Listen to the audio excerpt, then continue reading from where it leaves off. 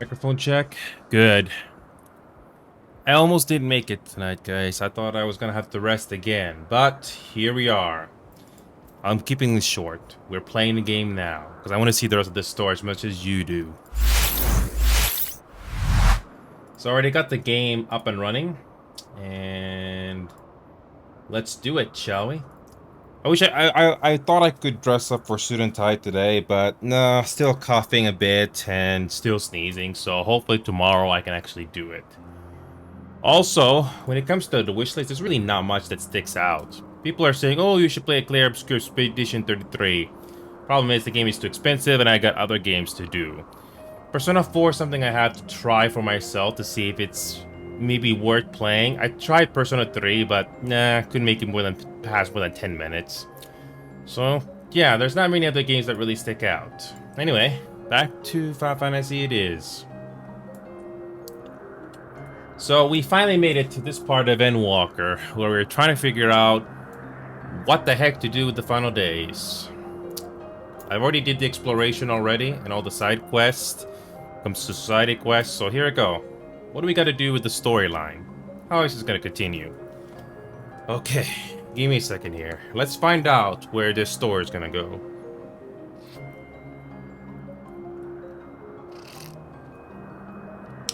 So,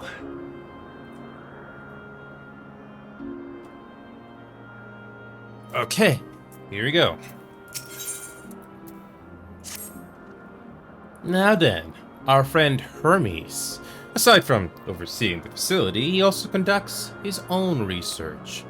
Chances are he'll be at the main observation hub, so let us seek him out there first. Tired as you are, however, you stand out a little too much. Our DM itself wishes to keep a low profile for his errands, so... Do you know how to make a robe? The basic concept will do. No? In that case, Emmett Silk? No. Your whim, your responsibility. You're getting not another thimble of ether out of me. The way he screams sometimes. You'd think he wasn't a knight bottomless fond of magic. Very well, I shall make the robe, but perhaps you can assist. Come, let us search for the requisite material.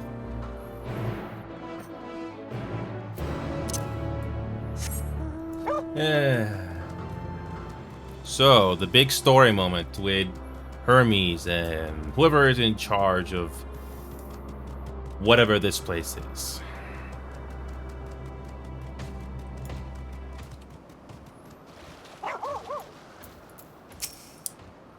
No means no. Just be grateful I'm even willing to wait. Yes, these creatures suffice.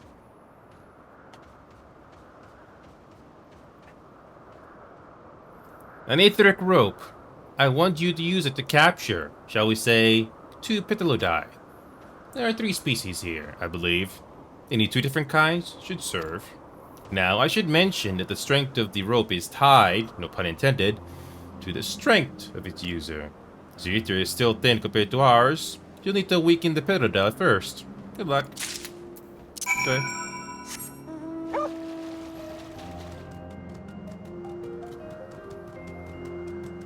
Oh, these butterfly-looking things. Okay.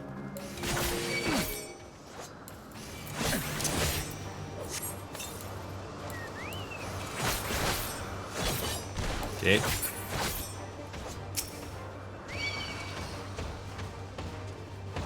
Oh, right, you need to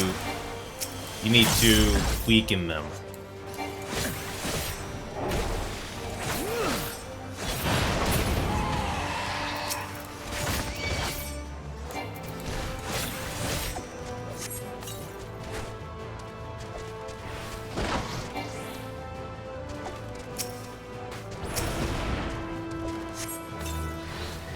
Okay.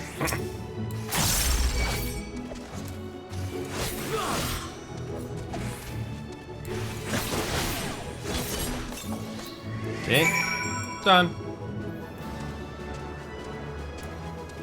Okay, that was quick. You caught the Pitilodai? Come, come, let us see.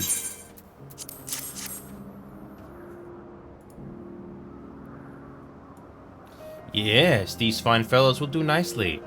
And now for a spot of reversion.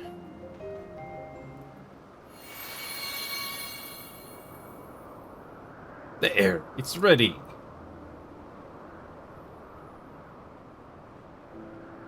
It's nothing fancy, but then we're trying not to stand out. Try it on for size. You turn living beings into clothing? Just like that?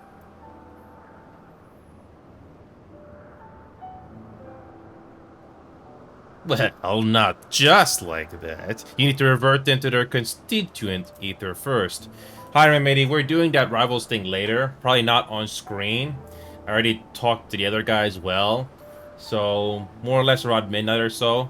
But, I don't know if this story interests you, but grab some popcorn, because this is the main plot of this game. So, you can put two and two together. So, still coughing there and there. Thought he couldn't make it today, but I want to see the rest of the story. So, looks pretty good in my opinion. Anyway, welcome back. Anyway, let's continue.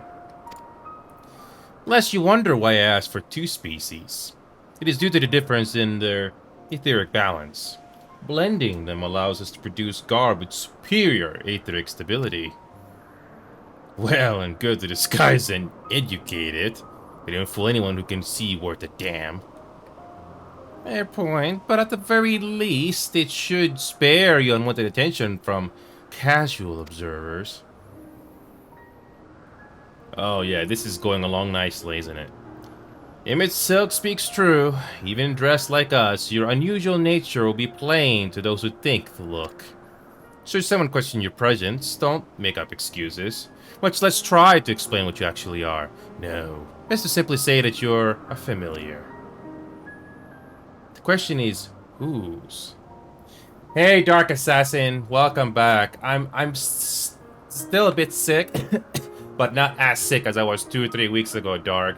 And what is up with these notifications not showing up properly? See, you see the message come up, right?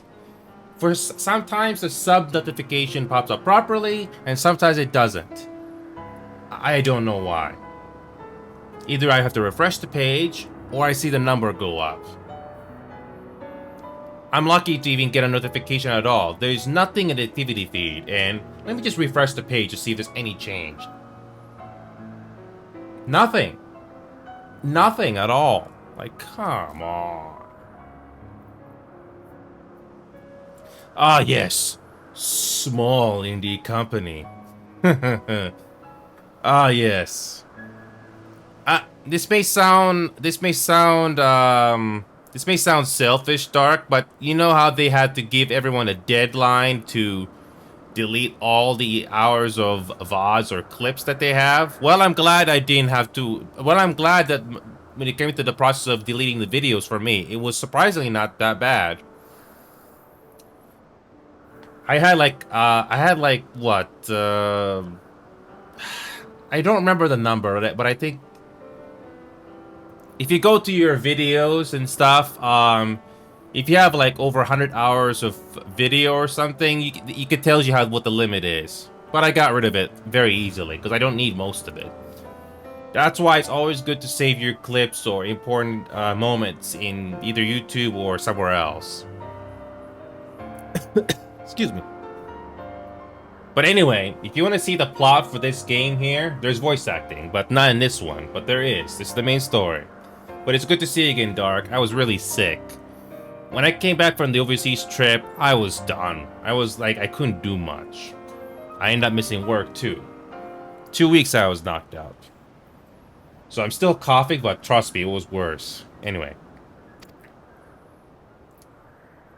Philippines, family stuff. Tell me, Dark, can you deal with 90 plus or 100 degrees Fahrenheit or 30 plus degrees Celsius with humidity, tropical humidity every single day? That's what Philippines is like. Well, that's Philippines for you. And people love their ACs there.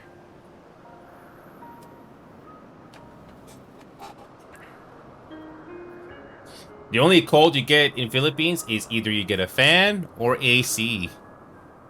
Take your pick. Which is the more comfortable option? Ah, of course, Azim's. If you say you belong to him, people will give you the benefit of the doubt for any and all outlandish behavior. Exploiting our associates of absence? For lack of his presence? Absolutely. Were he here, he'd have been the first to propose the idea, and you know it. Well, don't forget, Dark, the makers of this game are also from Asia, like Japan. Japan has all 4 seasons, but it can be just as hot, I hear. I've never been there. I'm only seeing what people say about that. Another bad thing about... there are some people that have been saying the same thing over and over again about Japan. I've never been there. I don't watch too many videos. And I only saw what people wrote about Japan. But I see this one point over and over and over again. Mostly everything is still paper-based. Well, Dark, everything is mostly paper-based in Japan. That's what I've been hearing and seeing over and over again. So you wanna get a house or you wanna go to school, paper. No computers, paper. Well, everything's still paper-based in Japan, apparently. I don't know how much, but apparently that's what I've been hearing over and over again. And bureaucracy. Anyway. Don't forget, despite all the pros and cons Asian society has, like Japan, they have brought us good entertainment, despite the costs and, you know, the hardships. So, with that, your story is settled. Let's continue with our errand.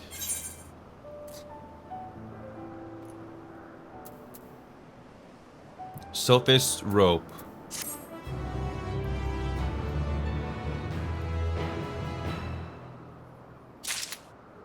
Hey, Glitch. We are gonna embrace our dark side here. Well, sort of. Oh, I can't apply glamour plates here. Oh.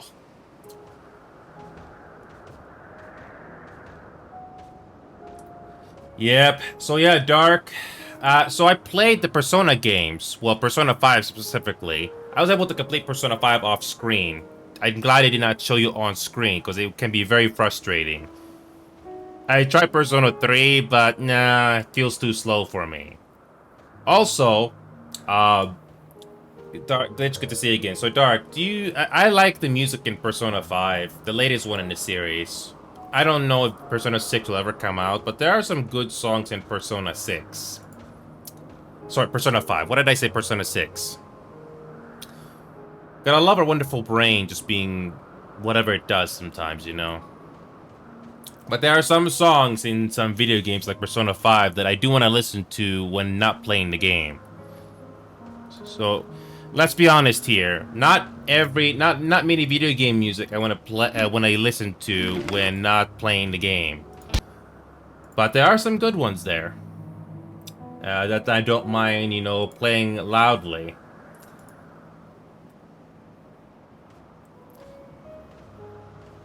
It's about the main good thing about Persona games is the story, the settings, and the characters.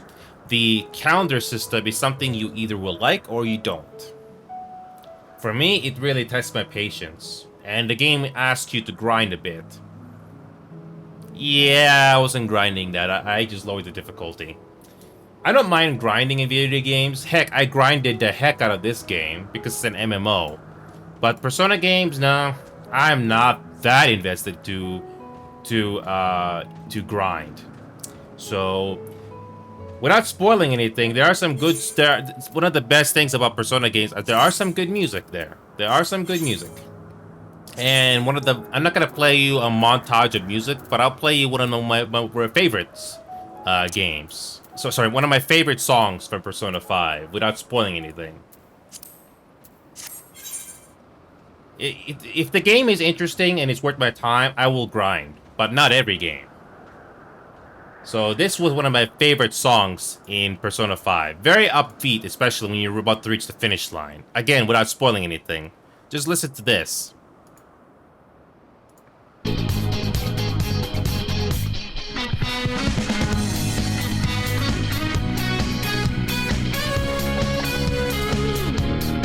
Imagine you're racing to the finish line of something you gotta do in a game. That's what this song is, but... And it continues on, and there's another section of this song that I think you're gonna enjoy.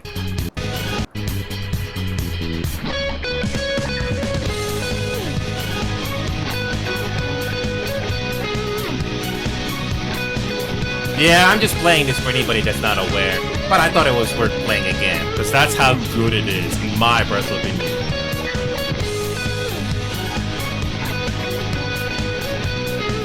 The composer for this song, I forgot his name. There it is, Shoji Meguro. He doesn't work for the company anymore that makes Persona, but his music and his legacy will live on.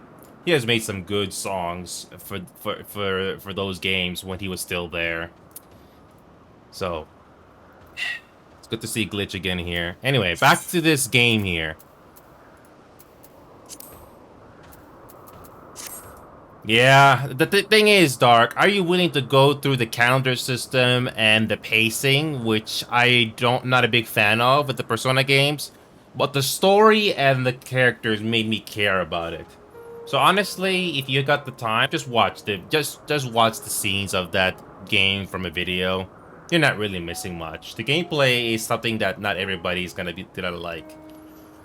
But anyway, back to the main plot of this game. In Search of Hermes. So basically, Jesper Kid is a good composer. It's too bad Ubisoft really messed up with Assassin's Creed. That's all you need to know. Anyway, Dark, if you want to see some voice acting for this part of the game, stay tuned because I think we're gonna get it here. We're basically the basic gist of the plot right now in Final Fantasy XIV right now, Dark, is we're basically trying to prevent the end of the world. That's all you need to know. We're basically trying to prevent the end of the world. Supposedly the whole universe or star is dying, and that's what we're trying to find out. We're trying to find Hermes. If you're ready, let us continue along the path to Agnoris. The place serves as an observation hub and residence both. Someone there should be able to point us in the direction of Hermes. I already did the exploration part and the grinding, so it's not too bad. By the way, the locations for this game, Dark, it might remind you of other games in general, but you gotta love the art style and the art direction for this game. They really did put the effort into this. And to keep things interesting, the weather and the colors of each locations change. So that the place doesn't look the same all the time. There's like a day and night cycle. It's really good. This is a 10-plus-year-old game.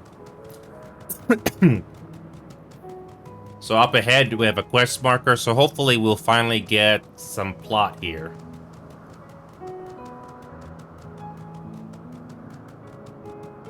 We should be able to get some plot here in a moment. Again, this is a Japanese game, Dark. Say what you want about, Japanese games. But there are good ones, and there are also bad ones. Let's see if this observer knows Hermes' whereabouts. I was wondering what she was examining. But it seems to be the bush itself. Ha ha ha, bush, ha ha.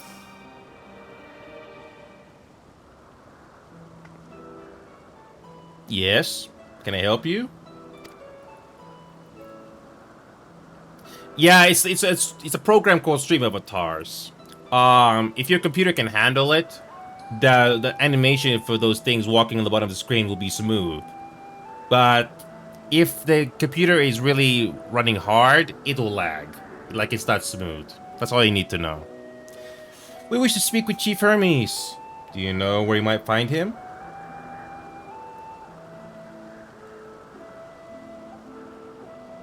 Well now, by your mask, I assume you are one of the 14.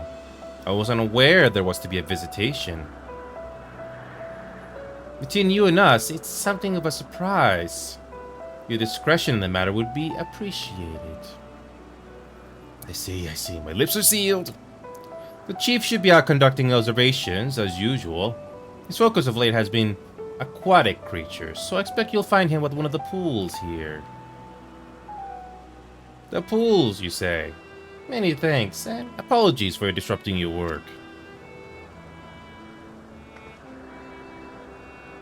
I say, Hyladeus. Well, I've never met Hermes. You know him well, do you not? That being the case, couldn't you simply find him by his ether? Aye, that I could.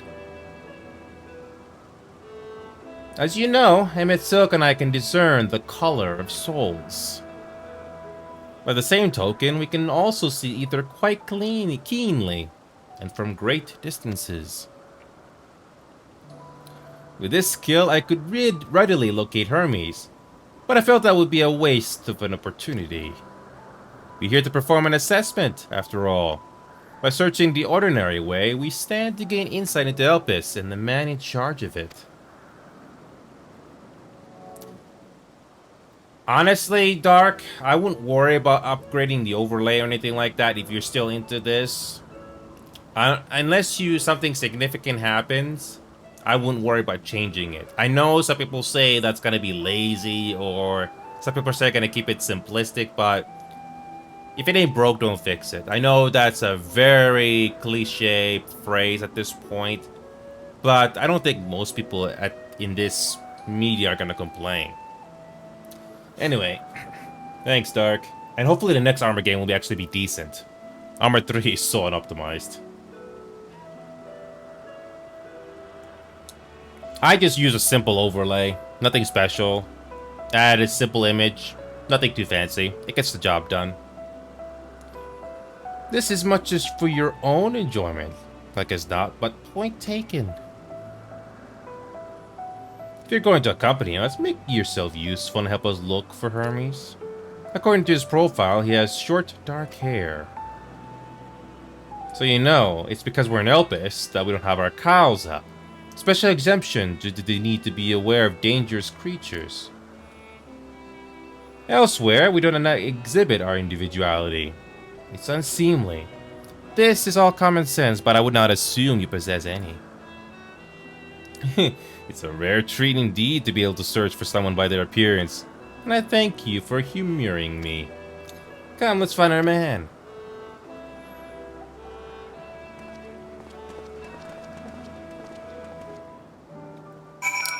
If anything, going back to Philippines to visit family and visiting the society there, it makes me think how very fortunate I am.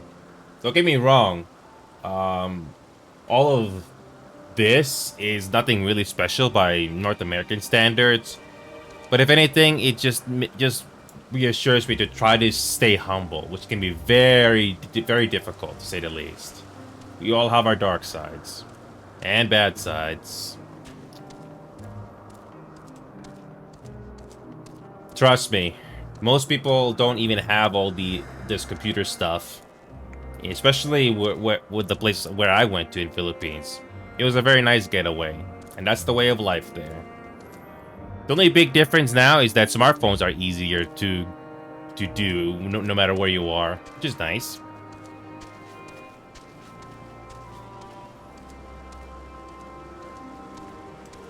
The winged girl. They have such funny faces. Okay. Alright, here we go.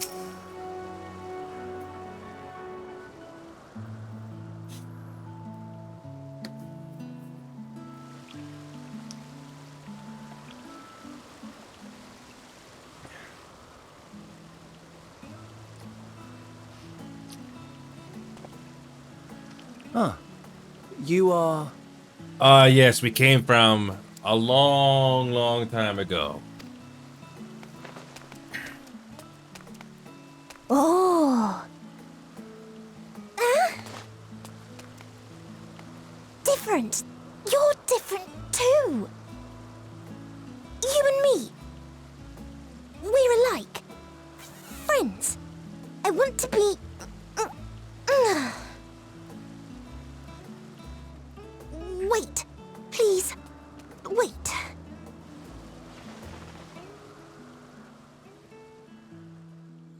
Greetings and salutations. Can you hear me? Do not be alarmed. I mean you no harm. I wish only to hear your words, share your feelings, and know your thoughts. May we please be friends? May we please be friends? Oh, so innocent. So innocent. Ah, I see you found him. Jeez, so innocent. That voice sounds very familiar to the fairy, feel all. Hythlodaeus!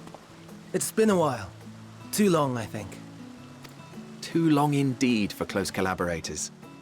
On this blessed occasion, I bring not only myself, but others who long to speak with you.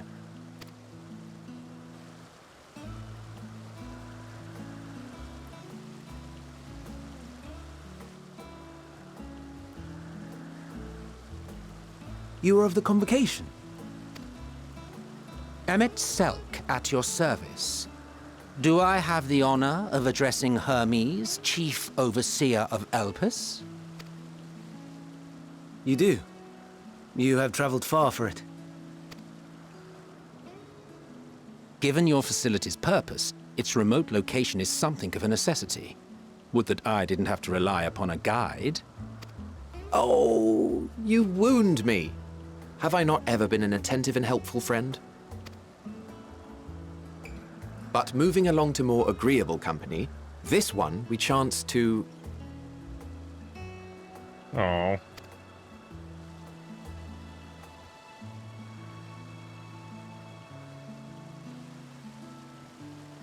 She's so innocent.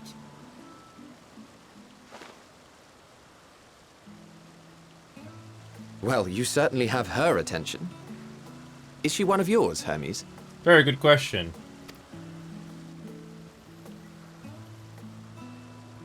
Her name is Meteon. It means shooting star.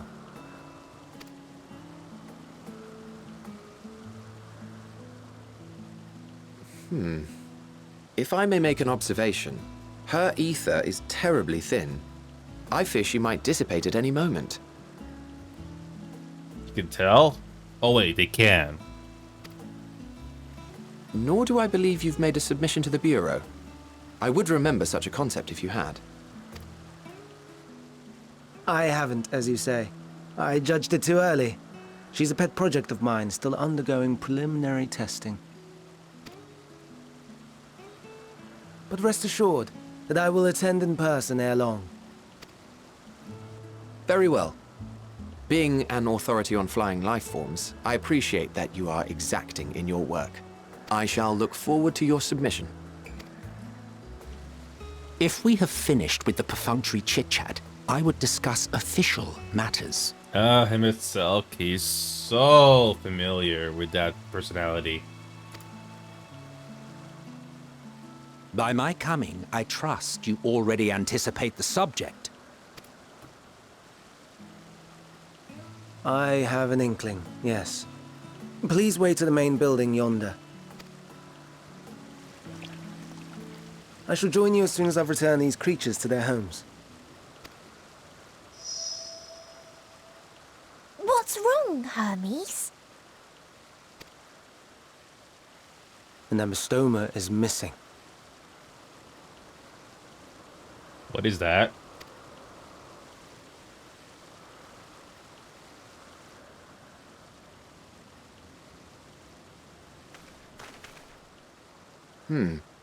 I may have found it. A creature with the self-same ether as those there, nestled in the boughs of a tree outside the grounds.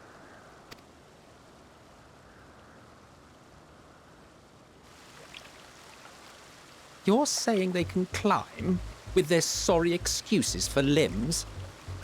The fashion has been to imbue aquatic creatures with the power of flight, ever since the words of Metron created a sky-swimming fish. The Ambistomas too can fly, if only slightly. and they could conceivably climb a tree. Whether they can come down safely, however... Excuse me.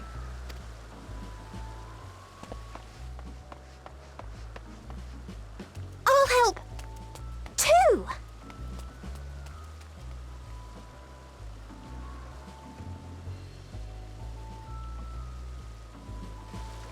And what are we supposed to do with this lot? May I suggest we split up? If you would be so good as to assist Hermes, Emmett Selk and I shall keep an eye on these adorable creations in the meantime.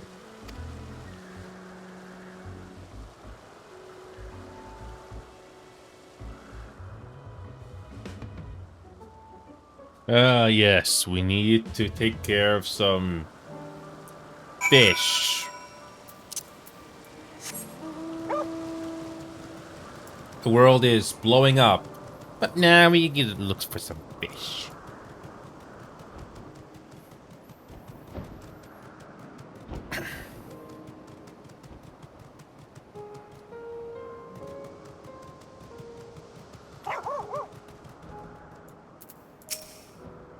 Hermes, are you alright?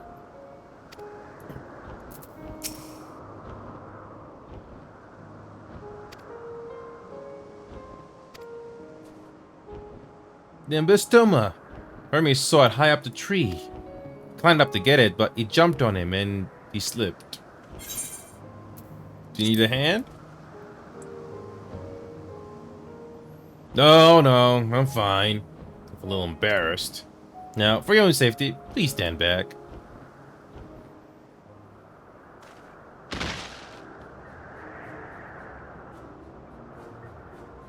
Ugh.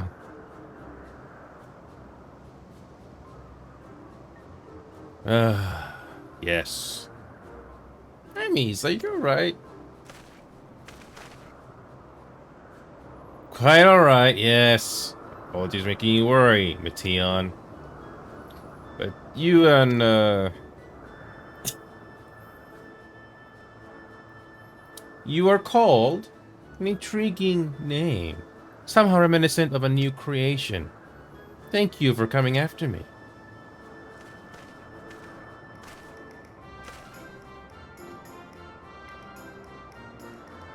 As for you, little one, you must be more careful. You may be able to fly, but it doesn't mean you cannot fall and hurt yourself. Oh no, I forgot all but fellows! Oh my god. Truly, what a relief. Mistaken made Silk and Hylas when I returned to them. But first, with the distractions out of the way. As Chief Overseer of Elpis, permit me to welcome you to our facility. I hope you'll enjoy your time here. Okay, let's continue on, shall we?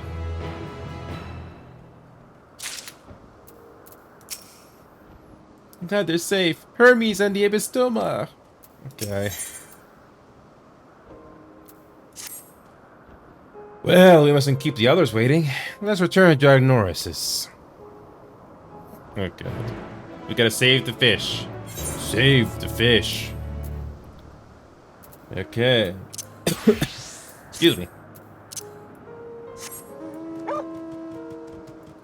Save the fish.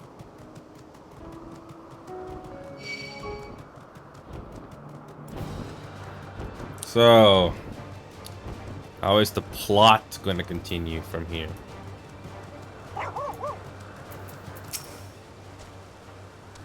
Perhaps it's only your imagination, but something in the creature's demeanor bespeaks proud defiance for having gone on an adventure. Foreshadowing?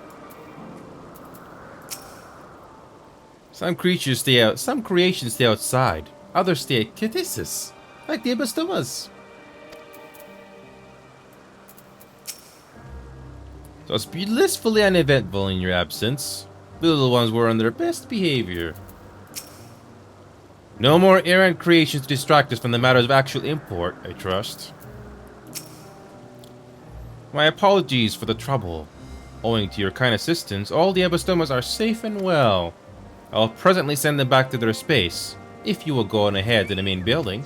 Upon entering, you will see a table and chairs. A meeting area. We may speak there. Very well. Take care not to let the creatures slip away again.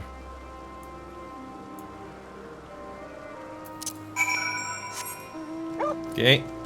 Let's see if the plot is going to continue from here, huh?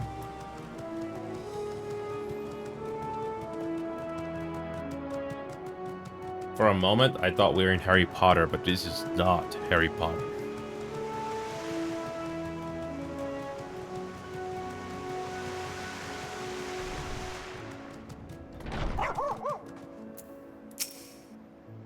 Vladimir Silk has been accompanying thus far. He is the one who has business with Hermes. If you wish to attend, you will have to ask his permission.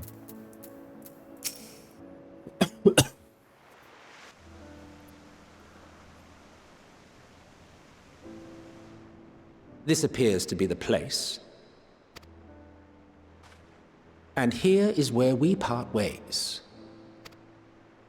We will be discussing highly sensitive affairs. Only a select few may be privy to such knowledge, and that does not include someone who cannot or will not divulge their origins.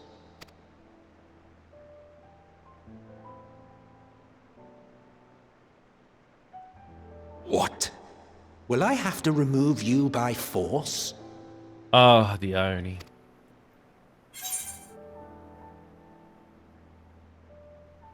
There are reasons I cannot speak freely. Let's hear them then, these reasons of yours. Who knows? If I deem your mysterious cause worthy, I may even be inclined to offer my assistance. Oh, we will be here for at least 20-30 minutes. Or more. I do not object to his attendance. Hermes, this is highly irregular. Perhaps. But I believe he can be trusted. Meteon would not have taken to him so quickly otherwise. Moreover, the presence of a third party may help me to maintain composure.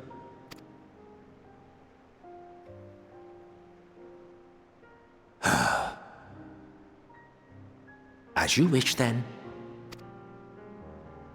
Behave yourself, do you hear?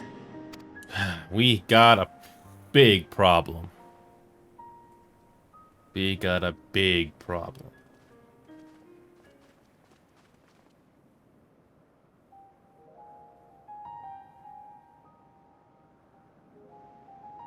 So, it's finally happened, then. Unfortunately, yes. Aye.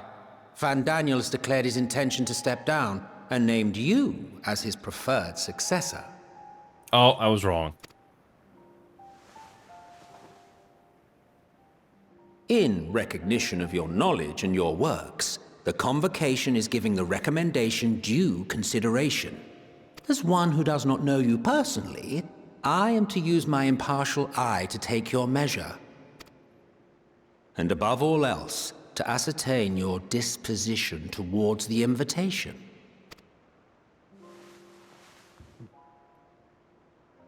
I understand that you and Van Daniel are close. He himself was once chief overseer of Elpis after all. I should not be surprised if you knew before anyone else that he wished to relinquish his office. Oh, Van Daniel, he was a very interesting fellow, wasn't he? I did. He told me that when he fulfilled his purpose, he wished to pass the torch to me. A torch you seem none too pleased to accept. Are you so averse to serving on the Convocation? No, it's not that. For a humble researcher like myself to even be considered is an honor beyond words. No. What troubles me, what I struggle to come to terms with, is the very fact that Van Daniel is stepping down. Does this not mean that he will return to the Star?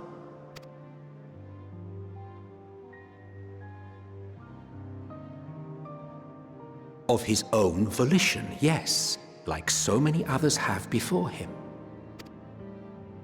Return to the star? Does that mean die? Well now, that's not a word I hear often. Is that what you say here in Elpis?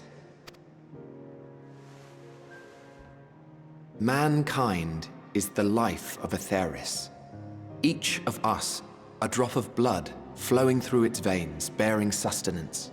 In our finite time upon it, 'tis our duty to make it a better place, that all who call it home, now and in future, may abide in happiness. To that end, we have dedicated ourselves to the pursuit of enlightened creation. And by our efforts did we transform this once untamed wilderness into the peaceful paradise you enjoy today. To return to the star whence we came is a privilege afforded to we who have so loved and nurtured it. A choice embraced by those who have lived their lives to the fullest, in service to our world. And when they depart upon this journey, it is beautiful, always. The 14 are no exception. 'Tis believed no occasion is more felicitous than the fulfillment of one's duty. Our office becomes our lives, and to retire is to return, or so the majority of us hold. Some few have elected to eschew custom. Mayhap you feel Fandaniel's deeds do not warrant his return, yet you should know his accomplishments as well as any. During his time, he conceived of countless outstanding concepts. And channeling the wealth of experience he attained here in Elpis, he brought forth many new specimens. I know of all this. I do. It's just, I cannot fathom why someone so great and wise, who could still do so much good, would want to end it all.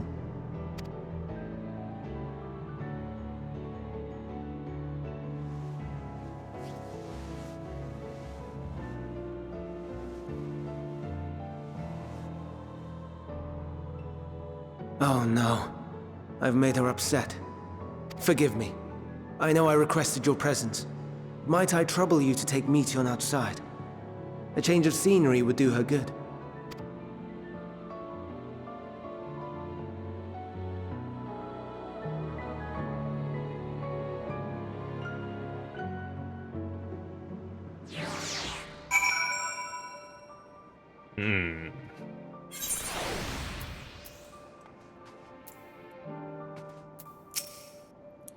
Most would jump the chance of serving the convocation. And yet... Don't mind us, my friend. Please, tend to Meteon. Forgive me. I'll make it up to you. Promise. I'm sorry. I didn't mean... a walk. Perhaps we can go for a walk?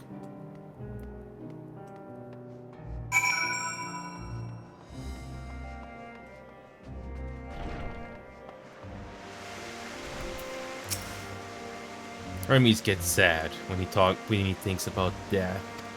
When others are sad, I'm sad too. That's how I am. How he made me. But don't worry, I'm fine now. So, why did you come here? You want to learn about Elpis and Hermes? Ooh, teach you. I can teach you. We can take turns. I tell you something until you tell me something.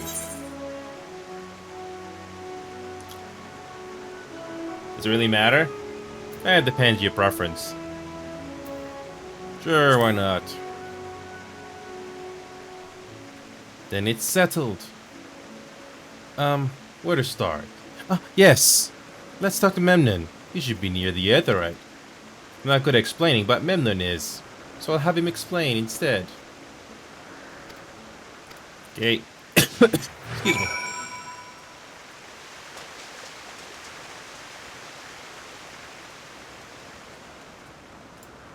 So, Ah, the aetherite. And we can use it to teleport anywhere. Well, maybe not anywhere. Not to the ground or other isles. For that, you need teleporters. Oh, and permission. Sure. And what have we here? Well, you look like a person. Your ether is quite thin. I assume you're a familiar like Meteon. Is there something you need? This is the adventurer. Could you teach him about Elpis? A newly arrived familiar, is he? Very well. I should be glad to introduce our fair facility to him. As you know, it is mankind's duty to make the star a better place. As part of this duty, we employ creation magics to bring forth new life. However, we cannot simply release our works into the world, for it would lead to chaos. No, any and all life forms must undergo extensive testing to determine their fitness to exist. Testing which is conducted here in Elpis. Every candidate is subjected to rigorous study, in which we identify their properties, surmise what habitats might be suitable, and speculate as to the effects they may have on the environment and other species. Should it be judged a beneficial addition to the star, it to be allowed to take its place in the world. The two of you, too, were created with the hope of making the star a better place. So heed your masters well and be good, do you hear? We will, Memnon, we will. Thanks for the lesson. You had a turn, now I get a turn. Where did you come from? From the Crystarium, I guess. Crystarium? I never heard of it. But this place is important to you. I can feel it. Oh, my power. I haven't told you about it. The creation. Let's find a creation. One not being watched. Then I'll explain my power. Okay.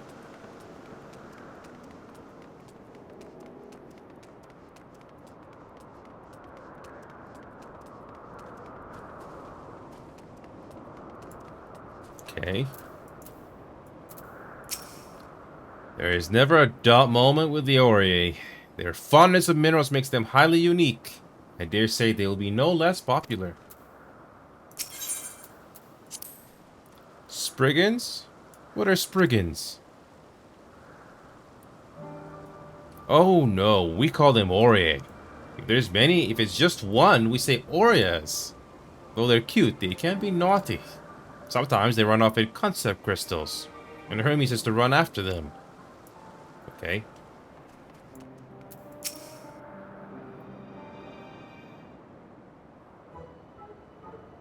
Okay. Ooh, this creation is perfect. But I don't remember seeing it before. Perhaps it's new? Anyway, I'll try reading its mind. That's my power.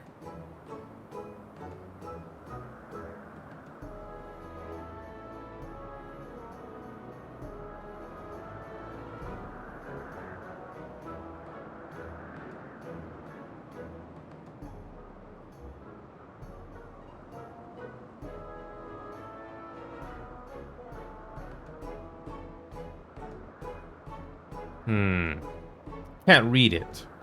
Or maybe there's nothing to read. Wait. Please wait. I'll try again. With you, this time.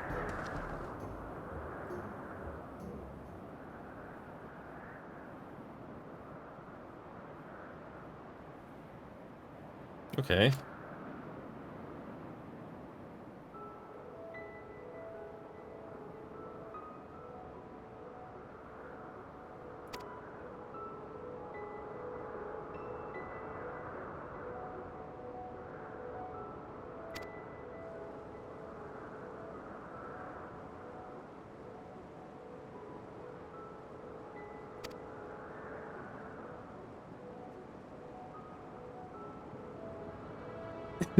Excuse me. Okay.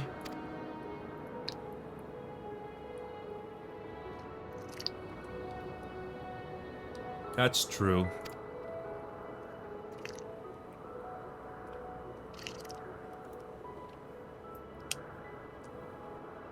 I think it's fate that we somehow meet her in this ability.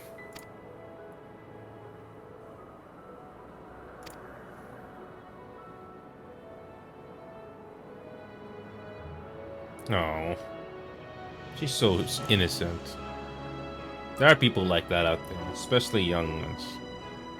And you know, it's kind of sad that there are also evil people out there who will take advantage of this too.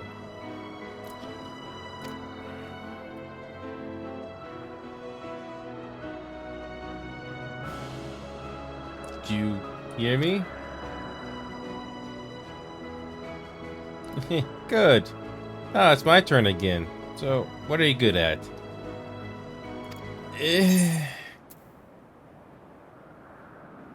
Mostly fighting.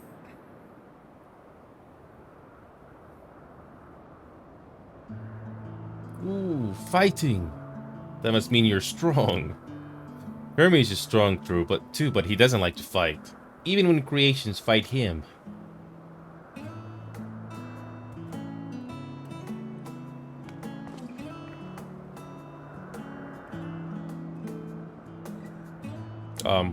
Why? I think we might be bothering it. Those eyes. Let's keep going. We'll go and see Yunte next. She's usually a small building. On the west row. One on the west row.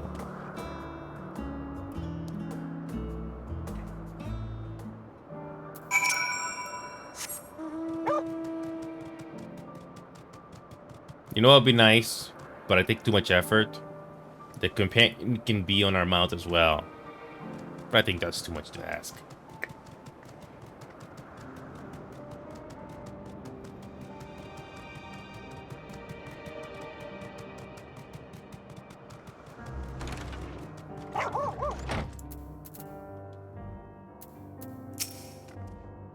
Well, well, if it isn't Mythion. I see you brought a friend today. Greetings, Yunte. An apple. Could you make me an apple? The kind Hermes likes, covered in syrup. I want to share with him. Ooh, candied apple. Hermes is certainly partial to them. But you know you can't eat, Mythion. You aren't made to do so. But I like it too. May seem that way, but it's due to your ability to share others' feelings. You've taken Hermes' likes for your own. In any case, I can't prepare an apple right now. But I'll bring one for Hermes soon, I promise. I'm sorry, I wanted to show you my favorite thing. Then I could ask about yours, but I failed. Tell her what you like. Ooh, that's what you like? Yes. Yes, I can feel it. Your joy and happiness. It makes me happy too. Thanks for sharing with me. Well, we walked and talked a lot. Maybe Hermes has finished talking too. Shall we go and see?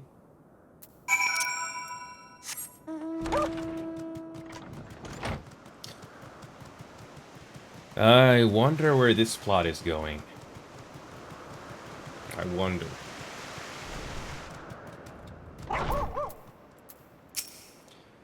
What, back already? Pity. A bit longer, we might have snuck away without you. Ah, excellent timing. It was a refreshing constitutional, I hope.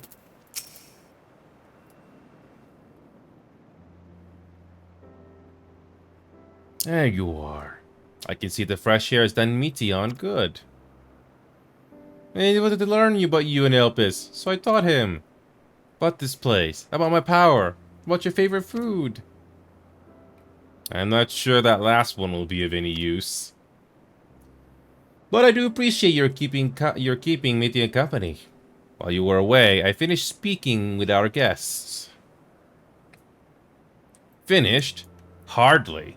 You requested time to consider the invitation, so we have no choice but to occupy ourselves with an inspection of your work. My apologies. It has been decided that Emmett Silk and Hydalos will accompany me as I attend to my duties. If you wish to learn more, perhaps you would like to come too? I'm compelled to remind you that it is in no way associated with the convocation. We simply chanced to meet at the Proplaian. There's no guarantee that the matters we discuss will remain private. I do not mind. To see the joy his presence brings Mithion, I cannot imagine a mysterious friend harbors malicious intent. Oh, and he's kind, really, truly. You taught me much as I taught him. You're coming, of course, to watch Hermes. You want to learn lots and lots.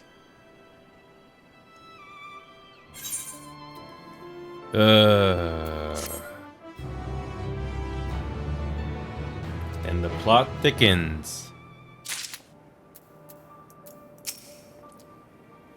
Well, I see new creations on a new daily basis. Here they look at them with a different eye. Be interesting to observe Hermes at work. It is held that all civil organizations should conduct their affairs with total transparency, and the convocation is no exception. But that doesn't mean we're obligated to show our work to unknown entities such as you. Consider yourself privileged, and behave accordingly. This time you all get to go for a walk. Isn't it exciting? Okay. If everyone is ready, there are a few creations I need to check on. First, we shall return to the spot where we found our wayward Ambostoma. Have Carine step outside the hub, where there may be more unruly creatures about.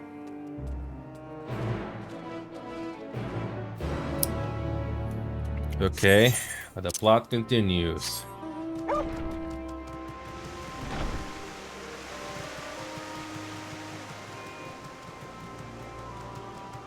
So, how is this gonna help us in the final days? Don't know.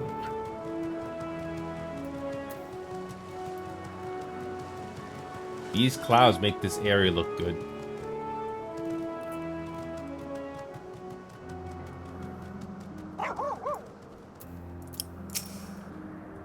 Oh, vim and vigor now. When we were discussing his nomination, he was melancholy incarnate.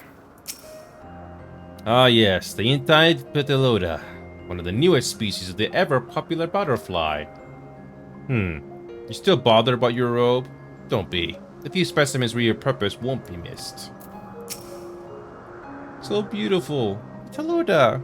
I hope to make it into the world.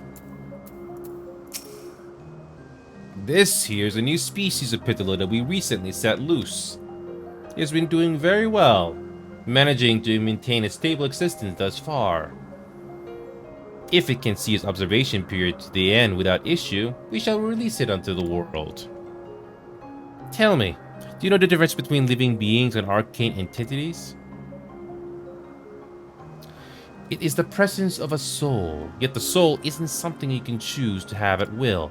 No, it manifests only in those beings whose forms adhere to the laws of creation, that it can endure on their own.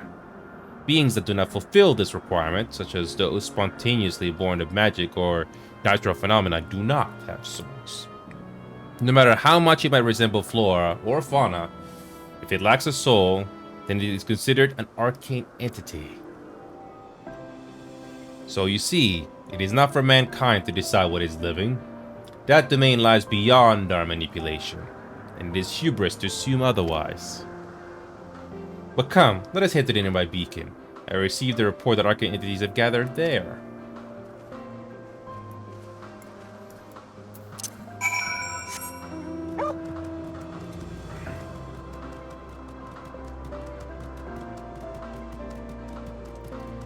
So, how is this gonna help our final days? I guess we're gonna get a build up to it, just like we did for the apocalypse.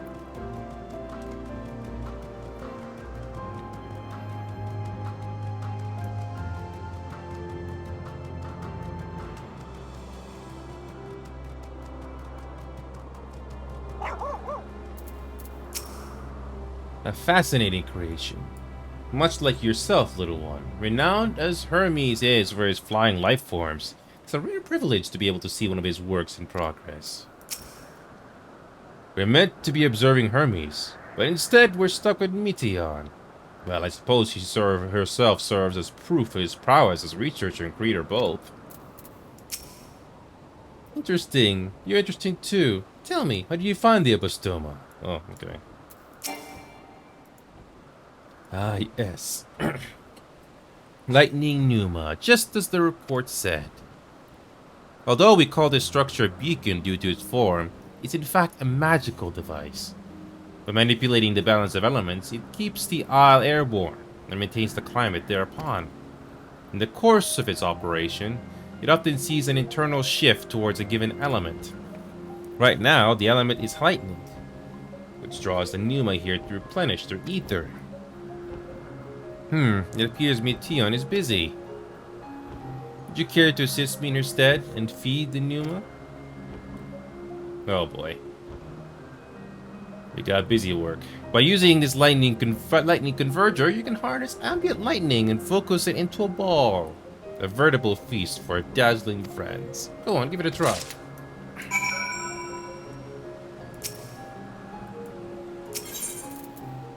Uh...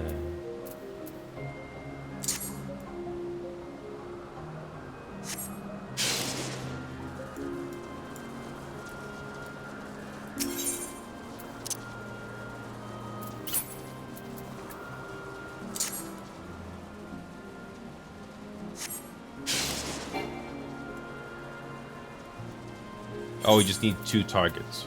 Fine.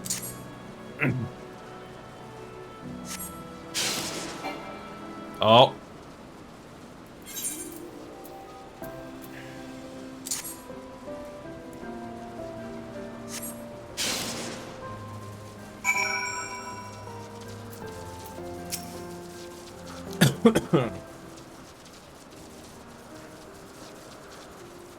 Perfectly done.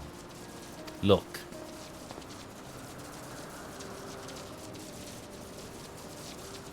See how they gathered to feed? How they express themselves through their actions despite their lack of words. Speech is not the sole defining characteristic of a thinking, feeling creature.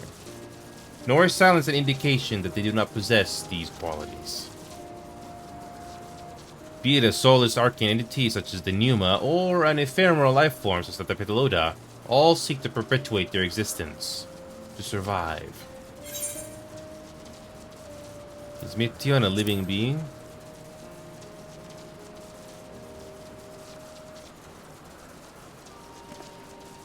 A good question. I can answer it from a theoretical standpoint, but it ultimately falls to the Bureau of the Architect to pass judgment. Those with exceptional vision, such as Hydalis, may be able to ascertain her true nature. But to me, it doesn't matter. She is herself, and it's all I need to know. Oh boy, I missed some dialogue.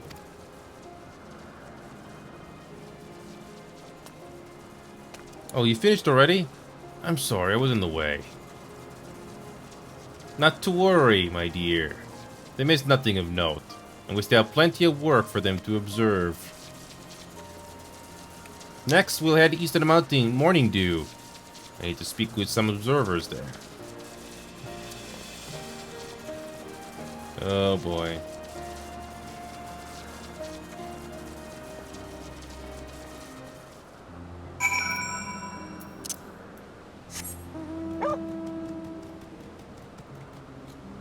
Yes.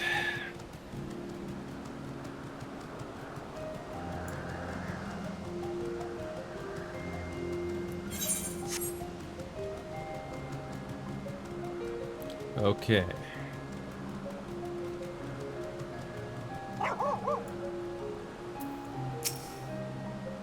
It's adorable, but beware its knees. Hermes went flying once. Is there a guiding theme or any method to the madness that is this a random assortment of features? Ah, this fellow has been the talk of the Bureau. The combination of a carefree aspect and endless rows of fangs is strangely charming.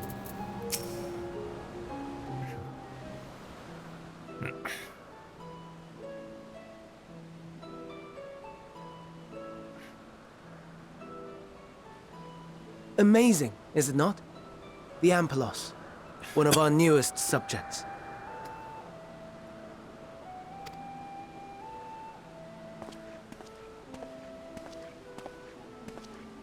So, how are we coming along?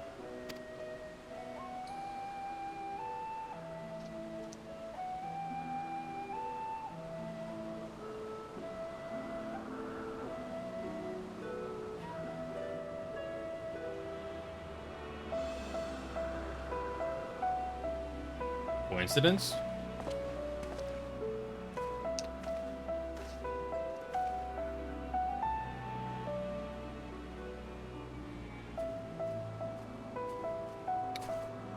This place is Elpis. Those flowers. Elpis. Entelekis. Like me.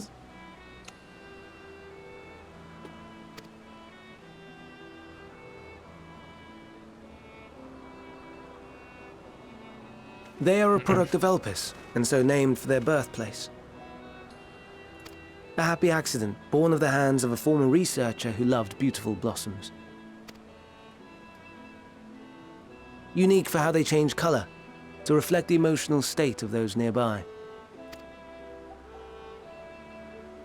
Though be it here or elsewhere, they are seldom seen in any hue save purest white. Reflect the emotional state, you say? By what means do they achieve this? In creation, there exists an energy wholly apart from ether, one driven by emotions. In like manner to how we manipulate ether, this flower is subject to the influence of said energy.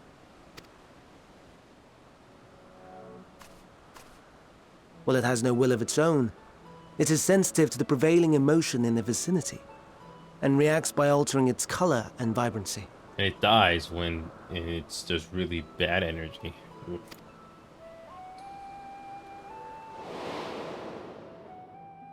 Akasha? It is one of the unseen energies defined by Harnish alchemical theory. Though a gross oversimplification, some describe it as an essence influenced by feeling.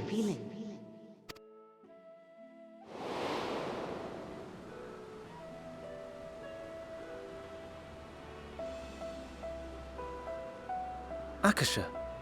Though I'm not familiar with the term, your description suggests it is the self-same energy. Dynamis, we call it.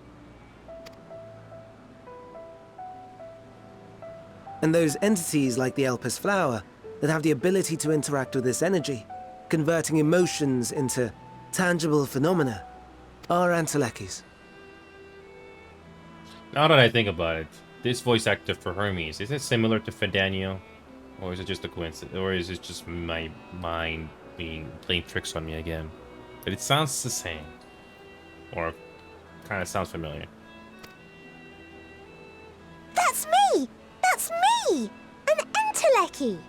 Again, Mithion's voice actor sounds similar to Faol the Fairy, but again, maybe it just sounds familiar, or just my brain playing tricks on me again. That you are, my dear.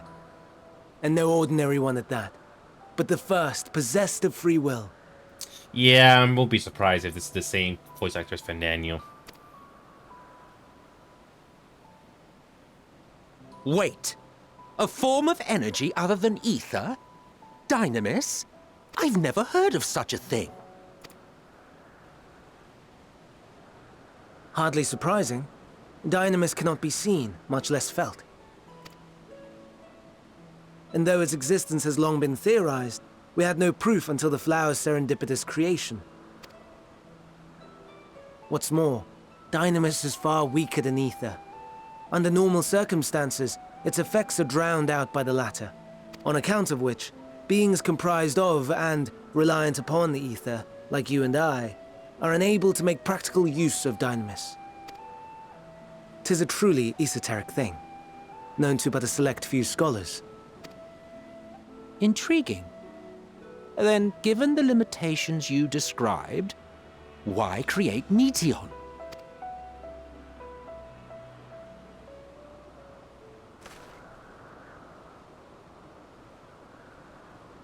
Our star, Aetheris, is especially rich in ether, so much so that its name is derived from it.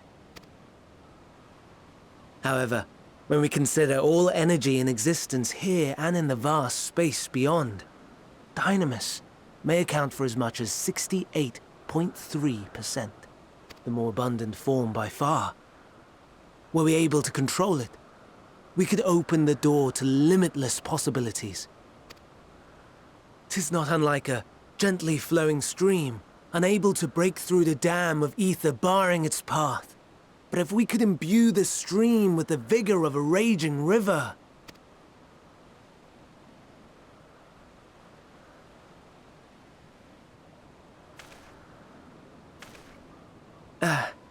Not that I have such grand ambitions.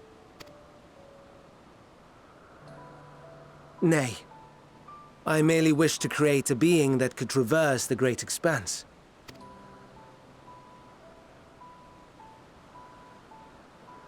The relative scarcity of ether beyond the bounds of this star was a concern.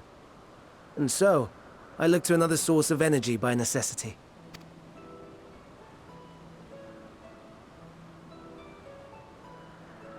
That being Dynamis. No wonder her ether is so thin. Precisely. Yours is thin too. Like an entelechy. Like me. So... are we the same? Entelecchies.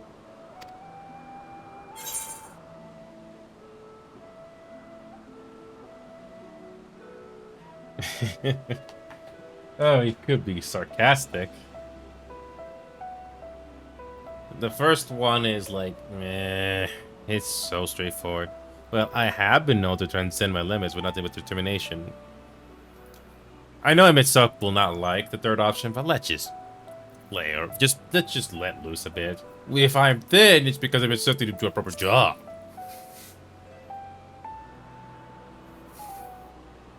Well, aren't we ungrateful? Mayhap I should revert you to the pathetic, faded thing you were.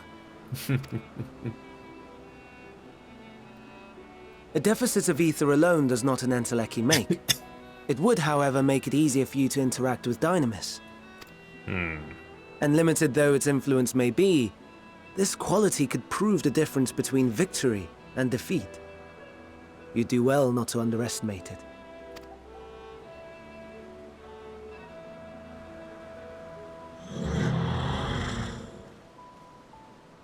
Oh dear. I'd forgotten about the poor fellow. You must excuse me a moment while I go and verify a few more things.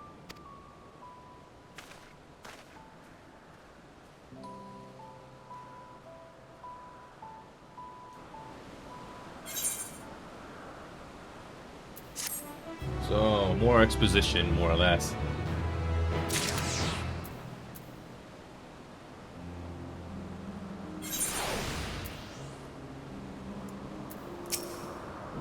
Never before had I heard of Dynamis or Entelecchies. I can only assume the Elpis flower was submitted to the Bureau before I joined. Well, appears to be well. This shouldn't take long. Entelechy or no, we're friends. If thinness. Their greatest contribution.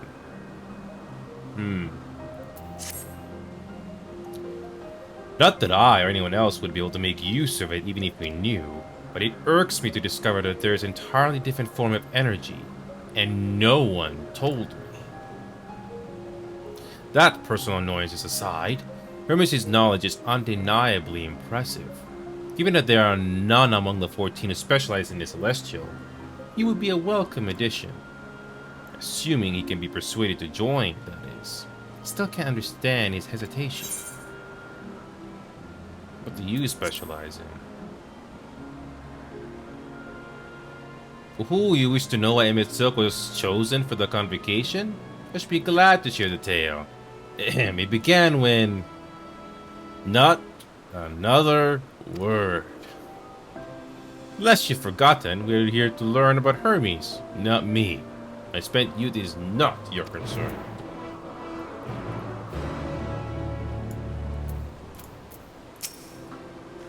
My apologies for the wait. I've inspected the Impillus to my satisfaction. All is well with the creature. I dare say it won't be long ere it is released onto the world. Another creation, however, reportedly isn't faring so well. The Cherubdis. This is what we shall tend to next. If you would follow me, my friends, we shall turn to the main island and head north.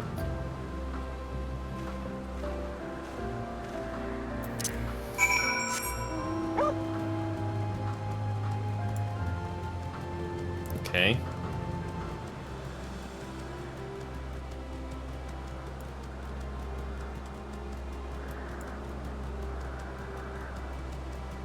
So, more exposition. Everything sort of started here, more or less.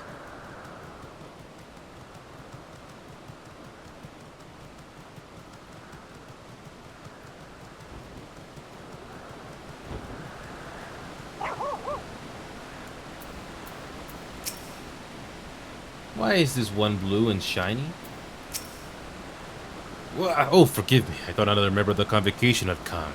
This is turning out to be an eventful day. There's slight difference in etheric balance between these Charybdises. By this, we assume that they aren't the original creations, but their offspring. Serpentine bird or a winged snake?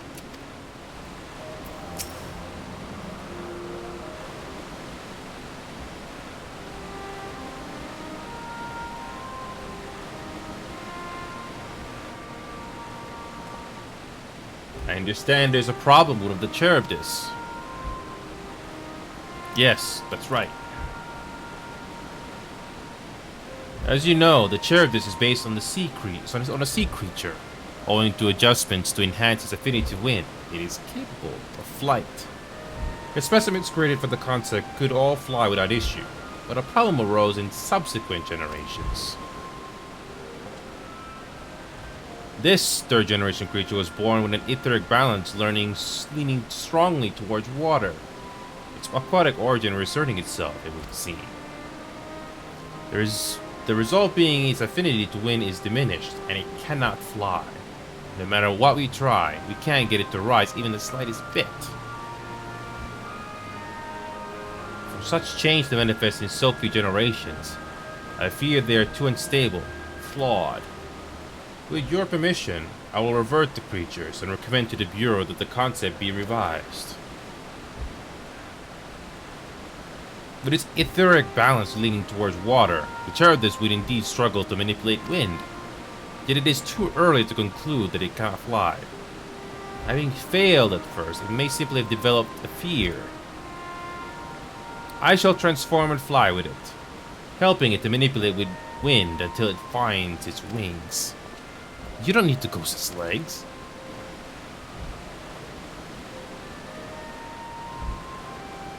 You don't know, but of course not. Transformation is an art in which one manipulates a vast quantity of ether to construct another body around oneself. In practice, this allows one to consume any conceivable form, and thereby transcend the limits of one's flesh. Yet convenient though it may be, transforming in the presence of others is considered vainglorious in the extreme, as uncouth and unseemly as running about robeless. Shameful. Am I to understand you make a habit of this? Nothing of the sort. It's just that when transformed, I can wield the wind and fly. It may seem excessive, but what is our shame next to the lives of these creatures? They deserve a chance, and we owe it to them to do it all in our power. Be that as it may.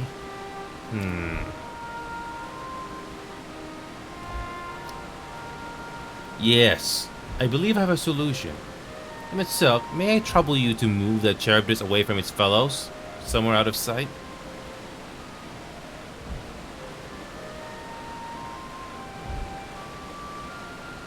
Meanwhile, I'd like the rest of you to help me prepare here.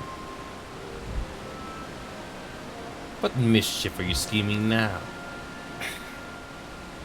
No mischief, I assure you.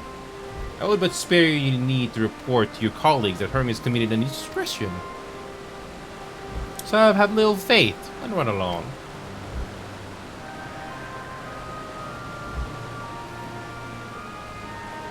I trust you don't mind.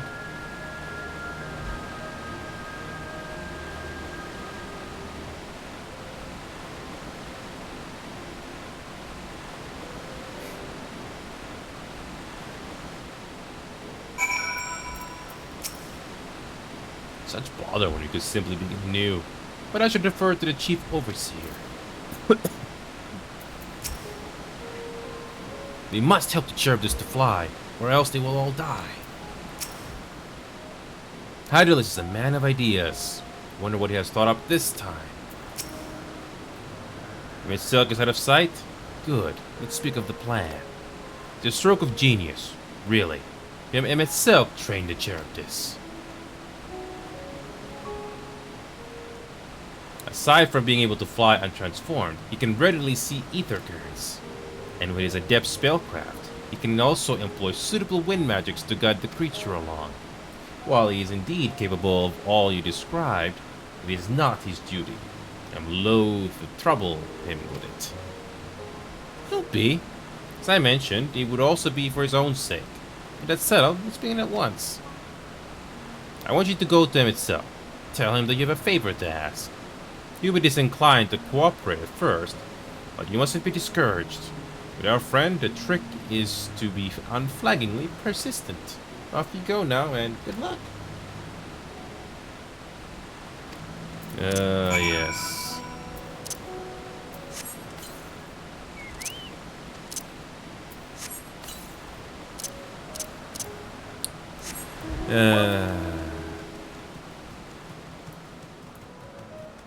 So much exposition.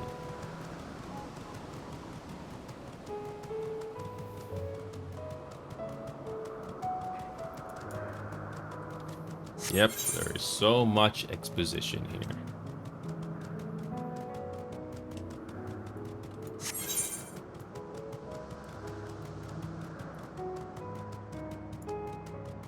And we have to go all the way here.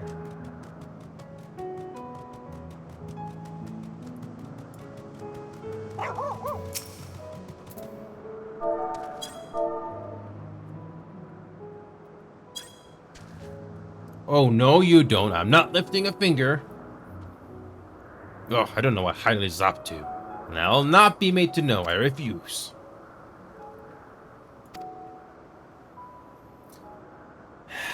Of course, of course.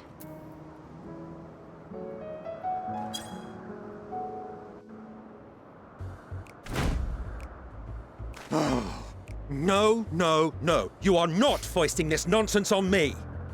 Oh boy, we got voice acting all of a sudden. Whoa. I'm given to understand you have the power to help the Charybdis, and should be quite willing to do so. And so I appeal to your better nature, most benevolent Emet-Selch. Please teach her to fly. Or else Hermes will transform. Right now. Now, there's no need to go quite that far. Altruism is its own reward, as I'm sure he would agree. Oh, would he now? And who contrived to put me in this position, pray tell? Nothing so devious. I merely suggested a possible course of action.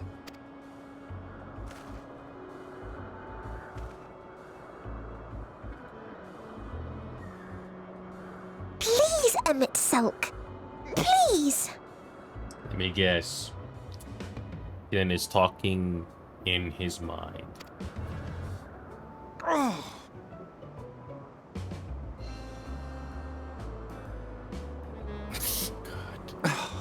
did not come all this way to play nursemaid to your creations. I thank you to remember this favor, and let it be the last. Don't we all?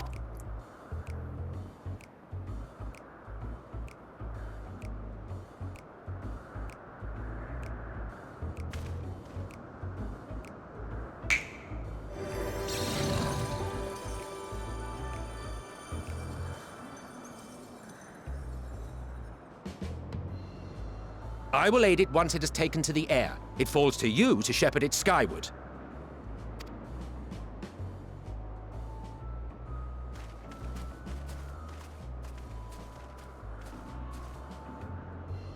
Well, let's relax and enjoy the spectacle, shall we? Ah, of course.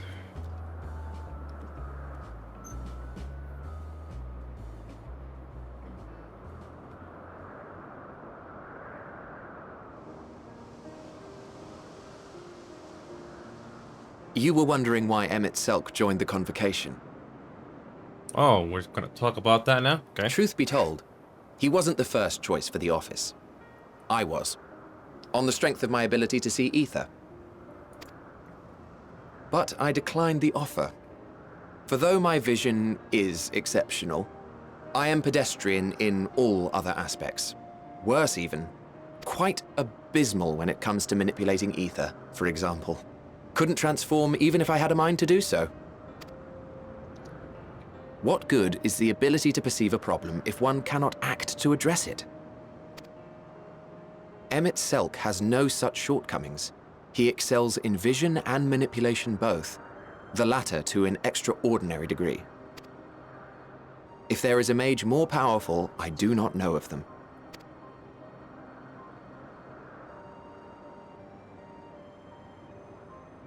Thus did I recommend him for the office in my stead. And I wasn't the only one. Far from it. Countless others vouched for his skill and character. People the world over, to whom he had previously lent a helping hand.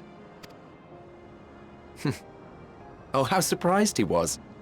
Claimed he hadn't done anything remarkable for anyone. Modest to a fault. That's why Emmett Selk said don't forget about us. He deserved every bit of acclaim he received.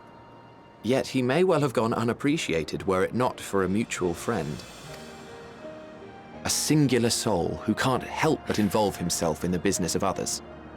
Where he walks, excitement is certain to follow.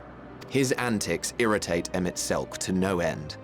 But much of his grumbling stems from genuine concern. When our friend calls, he never fails to answer and lend his talents. And in the course of doing so, he himself came to be recognized and respected by those around him. They are truly remarkable individuals, and I'm proud to call them friends. To help them realize their dreams. This will be my greatest contribution to our world. And when they have fulfilled their respective purposes, so too shall I have fulfilled mine. And together we may return to the star. Look at me, spilling my innermost secrets. I can't seem to help it with you. Final Fantasy.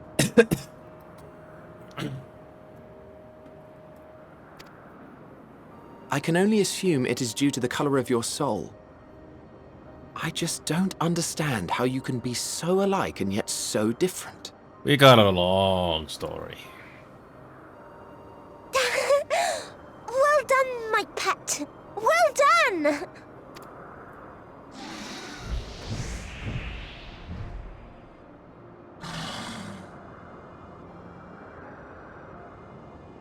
Ah, yes. I dare say the Charybdis will be fine here on. Why don't you go and signal to Emmett Selk? Let him know that his arduous task is at an end.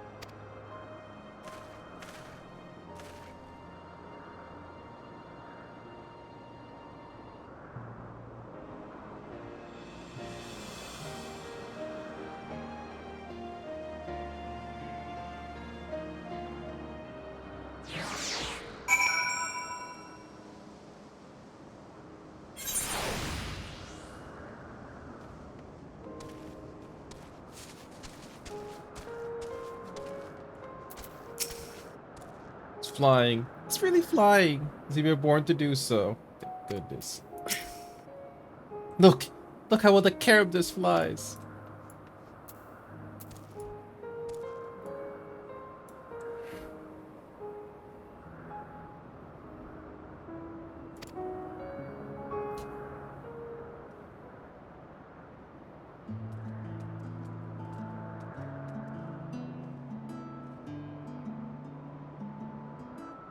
I have no words to express my gratitude. Thanks to you, the Charybdis has learned to fly, and I bet Emmett Selk is not happy.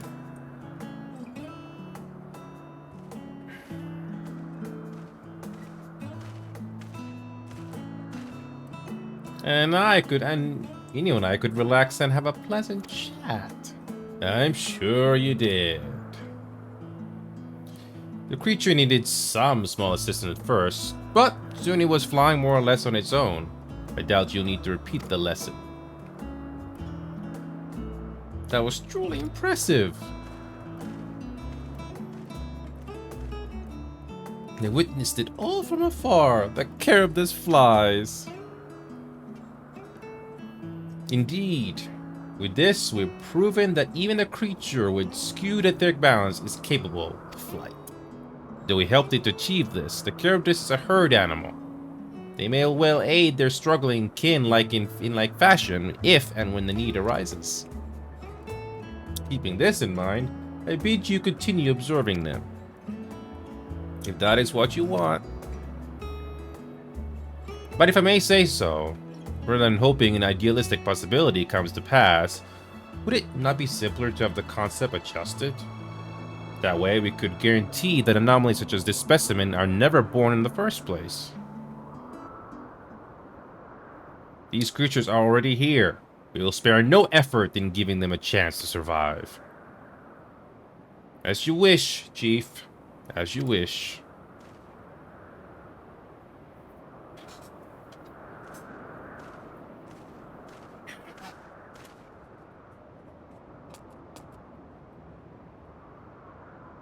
Hermes?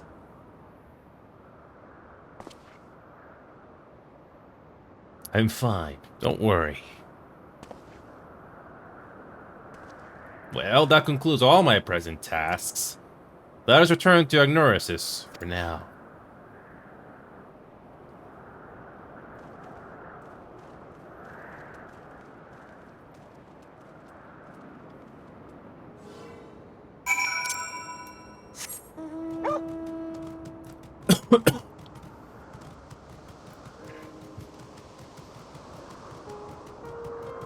So much exposition so far.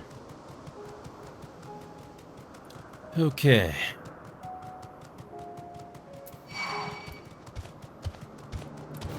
So, we still don't know about the final days. How to stop it.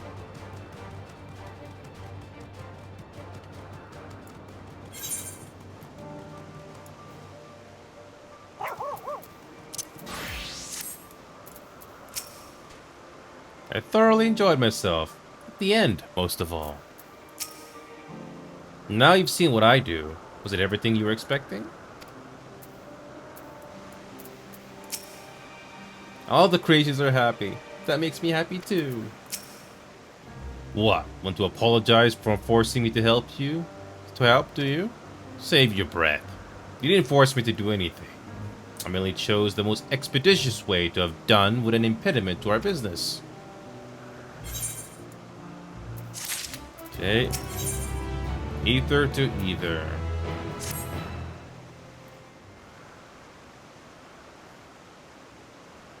Tell me, in the course of watching me, have you learned aught of value?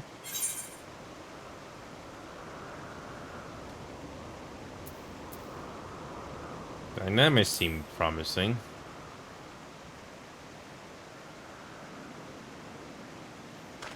Dynamics, you say? Curious that such obscure phenomena should be of interest to you. Chief Hermes, what a good fortune to find you here. Is something the matter? The Lycaon. I'm afraid it's done it again. No sooner do we release one for observation than it's sent upon the nearby occupants, slaughtering them. Was the creature hungry? Or somehow provoked? I had just fed them myself, and the occupants were keeping a wide berth. It is the nature of the Lycaon that is to blame, their innate viciousness. Temperament aside, it is an outstanding creation, perfect in form and function. Though it may not be suited for release, I have no doubt that the Bureau will accept its concept for preservation. In any case, there's no point in postponing the inevitable. Doros will revert them all once the paperwork is in order. Where is the scene of the incident? Just off the path to the 12 Wonders. As you make your way, you should see it on the left. I don't know if Doros is still there, however. Hermes, wait!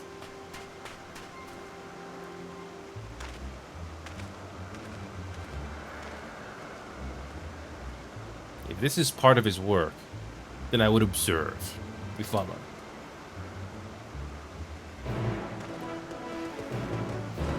Okay, so something wrong this time?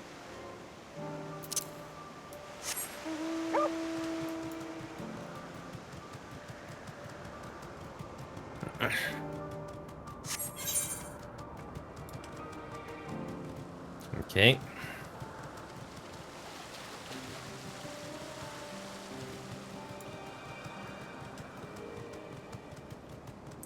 So, what is the problem?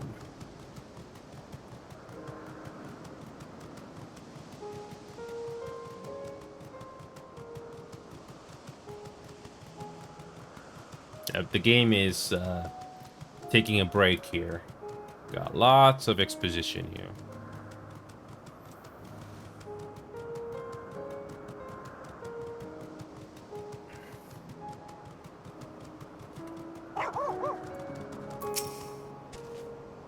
It's heavy.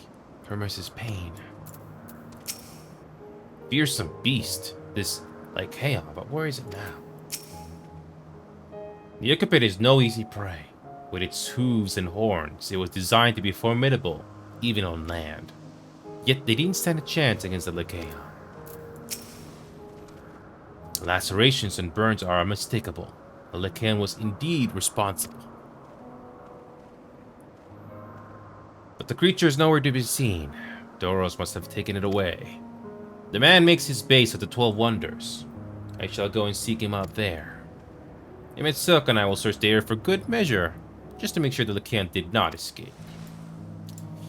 Again, my thanks. Let's meet the 12 Wonders when you're finished. I will go on ahead. Please follow. Okay.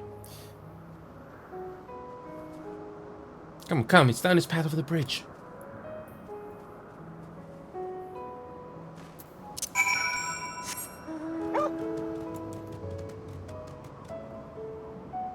Okay, so we're finally going to this part of the map now.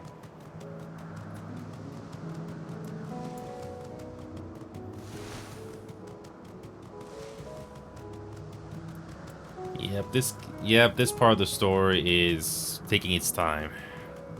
Doesn't feel like it's going from 0 to 100 like it did in 85. Level 85.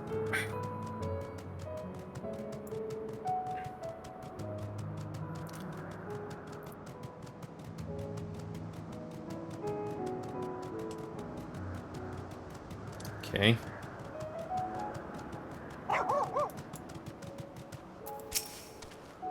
There it is. The 12 Wonders. Hermes is looking for Doors. Let's look for Doors too. He's a man with long blonde hair, I think. I'll know when I see him.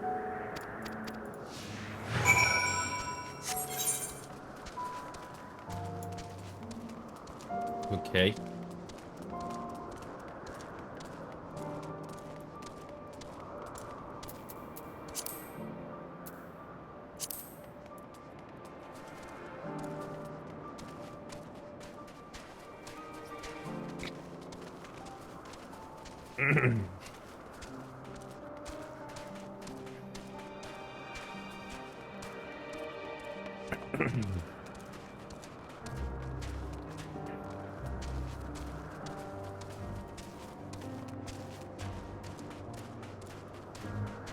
Okay. Doros, that's Doros. Well now, if it isn't Mitael, what brings you here?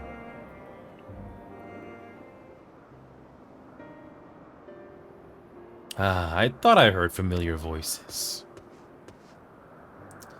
I didn't realize you two had decided to help me search for Doros. Thank you. You're in charge of the Lycaons, I believe. Where are they now? Out in the fields in restraints, frenzied as they were. I couldn't well return to them to Kittisus. Once I submitted my report, I'll see them reverted without delay. It's as he says, the beasts are indeed quite ferocious. You're one of the 14. What brings you here? Nothing you need you concern yourself with, as you were. You've heard the news that a Lycaon slaughtered Okipitis. I'm not pronouncing this right. As the observer in charge, you are of the opinion that they are not fit to be released? Aye. I am. Their abnormal aggression and exceptional strength makes for a highly problematic combination. It matters not where they are released. Lycaons would threaten other species and upset the natural order. Could it be that the specimens observed are an outlier? Highly unlikely. We've created a good many of them, all exhibited the same tendencies. Even when we used Kairos to begin with a fresh slate, their behavior was unchanged. Kairos? A memory reconfiguration system. The chief himself created it. It allows us to erase or alter memories, that we may observe creations in different environmental conditions without needing to remake them from scratch. Quite impressive and potentially dangerous. Depending on the intensity of the etheric emissions, Pastra may wish to have words with you. Rest assured, I've kept all values within prescribed limits. And to prevent misuse, this application is limited to those authorized by the Chief Overseer. Do not misunderstand. To manipulate a subject's memories is an intrusive act I deeply abhor. But it is still preferable to execution. Come now, Chief. Let's not be so melodramatic. What was born of ether is simply being reduced to its original state. I know the distinctions concern you, but we mustn't lose sight of the bigger picture. Making rational choices for the sake of a more prosperous star. If a creation cannot be properly studied, even with the aid of Kairos, we remake it. If a creation is deemed a detrimental existence, we unmake it. This all for the greater good. None question the necessity of such routine processes. I understand these things. I do. I would never think to unleash a clear and undeniable threat to the world. Yet insignificant though their individual lives may be next to all creation, it is all the Lycaons have. Before we seal their fates, we owe it to these beings to exhaust all options, to ensure that nothing has been overlooked. If you insist, let me provide you with a full report and we may take it from there.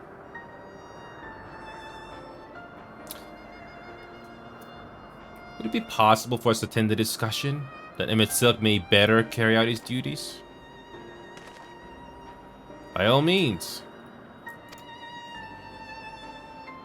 Pray show them to the meeting room.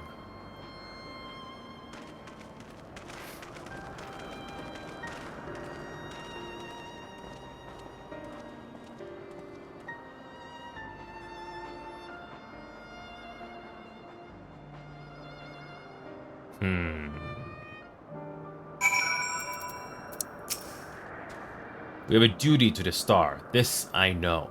But it doesn't mean we don't also have a responsibility to the lives we bring to existence here.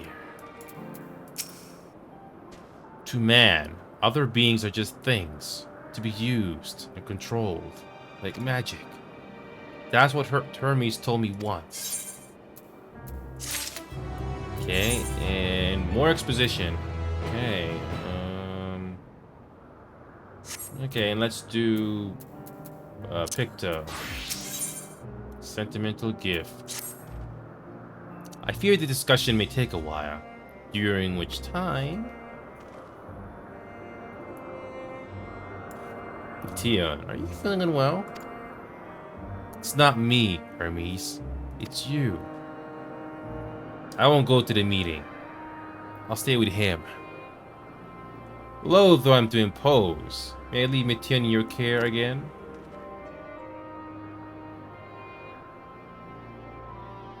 I'm in your debt, if you'll excuse me.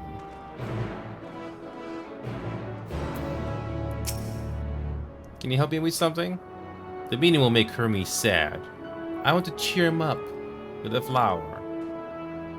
Hermes likes flowers the most, of all the creations in Elpis. Most creations are expected to be interesting, or beautiful, or strong, better in some way.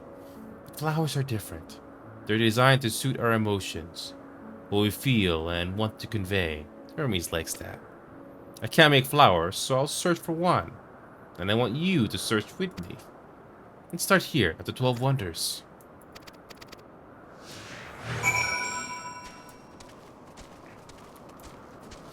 Yeah, we still don't know what to do with the final days.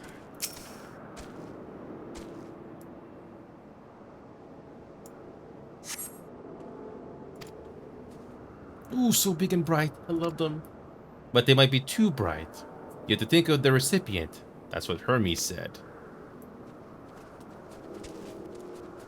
Okay.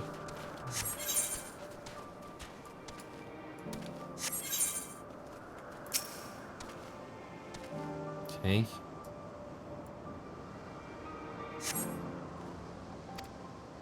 No flowers. If there were apples, we could have covered them in syrup. Let's head outside next. Don't worry, we wander far. Okay. Still don't know what to do with the final days.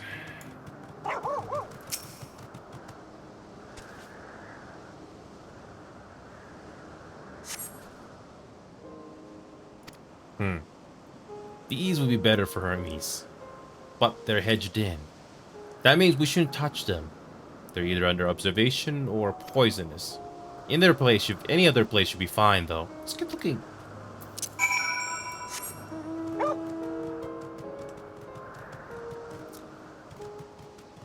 Familiar.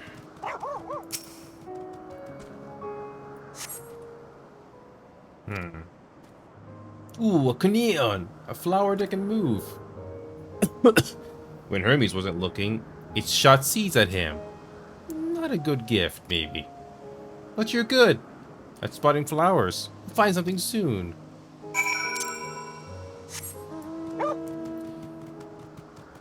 I don't know about you, but I feel like this is padding. I mean, the game is trying to give us character moments here, but this feels like padding.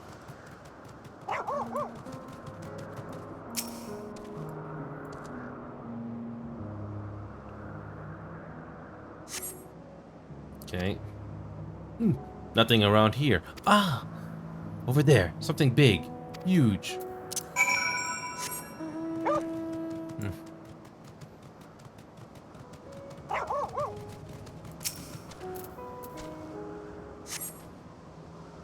Oh, yes. It's an Adonis! The things around its mouth look like petals, but the flowers are the orbs in its head. When Hermes inspected it, it swallowed him up. He didn't leave his room for days. What do you think? Would you like it? Probably not the good side of memory. So not this one either. Finding a good flower. It's harder than I thought. I'm sorry, but research a little more. Maybe as far as the fields over there. Make something after that, I promise. Yeah, I think this is padding.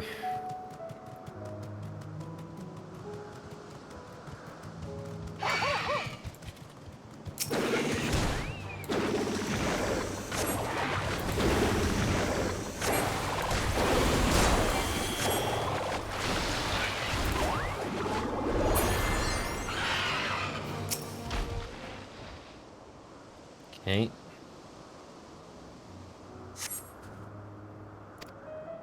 Oh, there's nothing. The shiny thing over there. What could it be? Is it the same thing we saw earlier? Okay. What's this?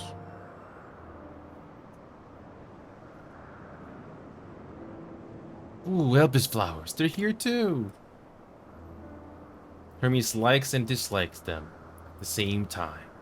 Like me, they're Antilochis. Like me, they feel his pain and turn dark. That's only for Hermes, though. For others, they're always white and bright.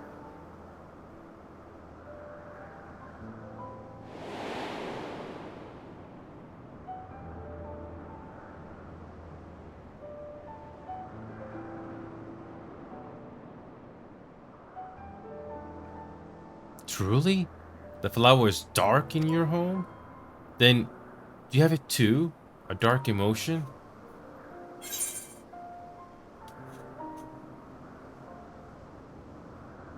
I've known the pain and sorrow of loss.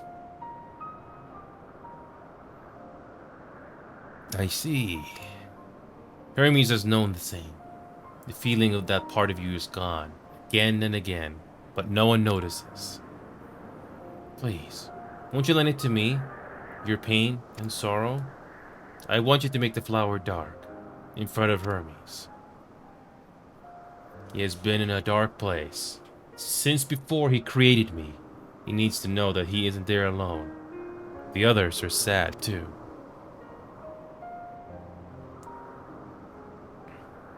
Truly? You'll do it?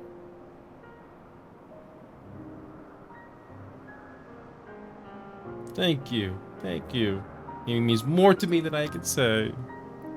Can't wait to show Hermes reacts. Let's go back and fetch him.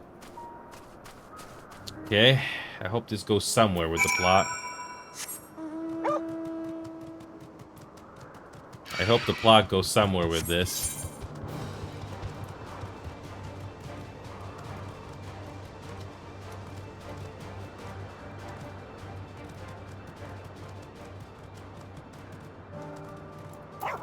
Okay.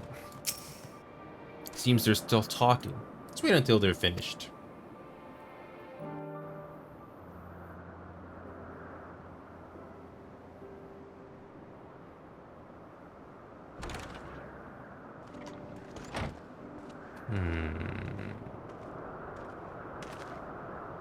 Hermes!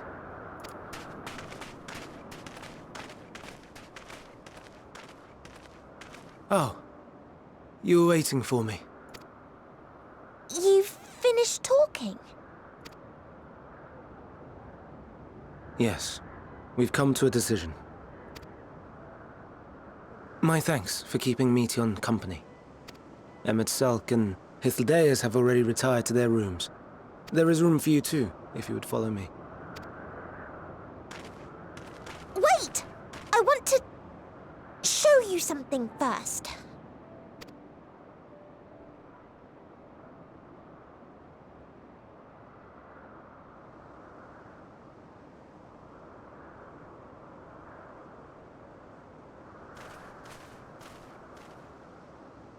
Elpis flowers? Go on.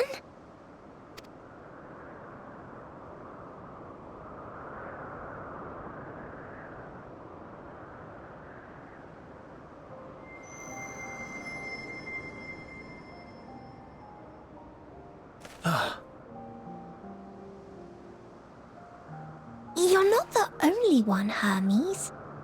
Others feel sad too. You're not alone. I see Meteon has shared much with you.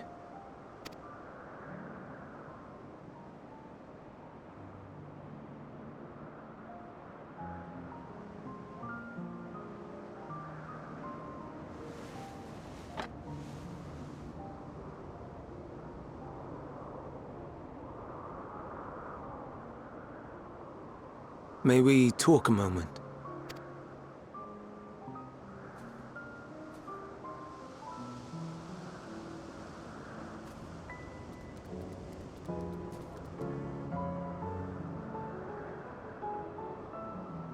Hedgehog.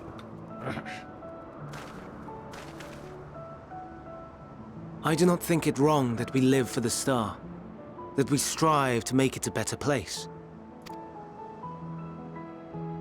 And yet, in carrying out my duties here, there are times when I am plagued by doubt. Do you recall what Hythlodaeus said when we first spoke of my nomination? Death is the privilege of those who have fulfilled their purpose, a choice they embrace of their own free will, and when they depart, it is always beautiful. Perhaps it is, but only for man. Creations that he deems useless are discarded with nary a second thought. Some scarcely born into the world, afforded a handful of breaths before life and potential are abruptly extinguished. We make an effort to spare them the pain, but they sense what awaits. Rage and anguish and cower and fear, and it is not beautiful. Yet no one cares. No one. So fixated are we upon the duty that we do not pause to question the method. Pain and suffering, confusion and despair, writ plain in the eyes of those poor creatures. Yet no one sees. We turn a blind eye and carry on in blissful ignorance. Not amiss. And always, always the blossoms shine pure and white.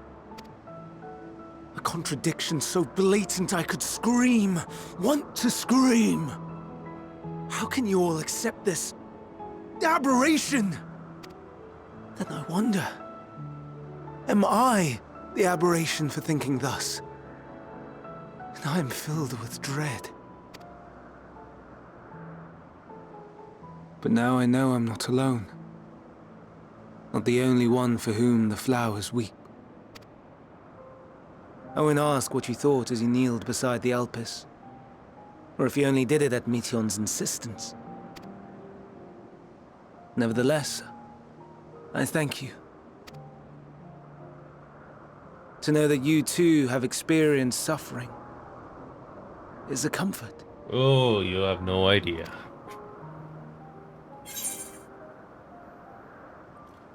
Oh, I could tell you all about stuff.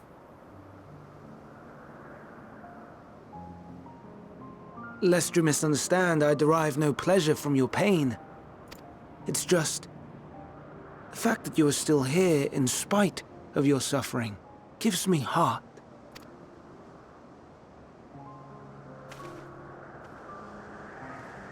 The stars in the heavens. Know you what they are?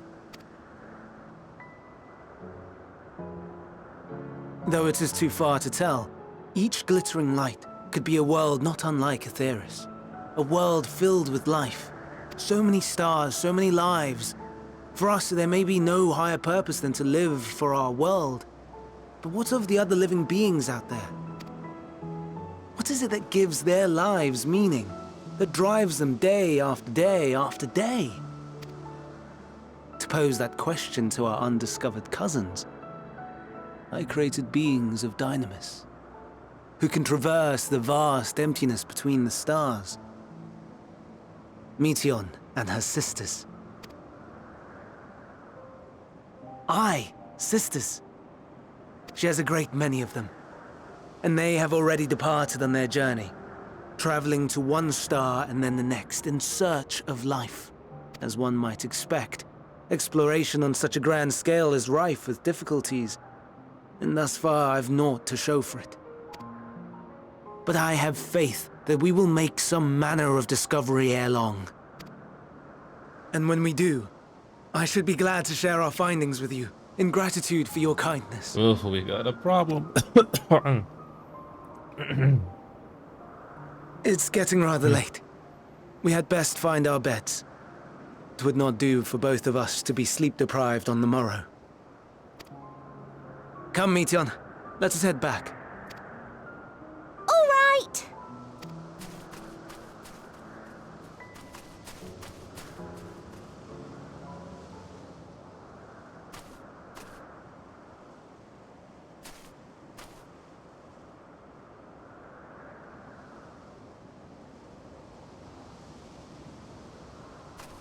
Hmm.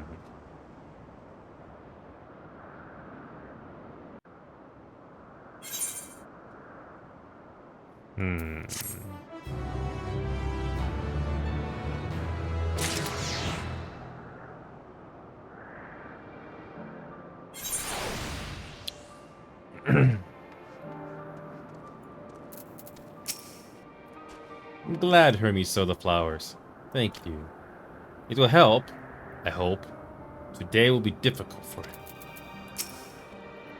We're able to get some rest. Please, do not hesitate to let us know if you're feeling tired. I worry you might exhaust your scarce reserves of ether.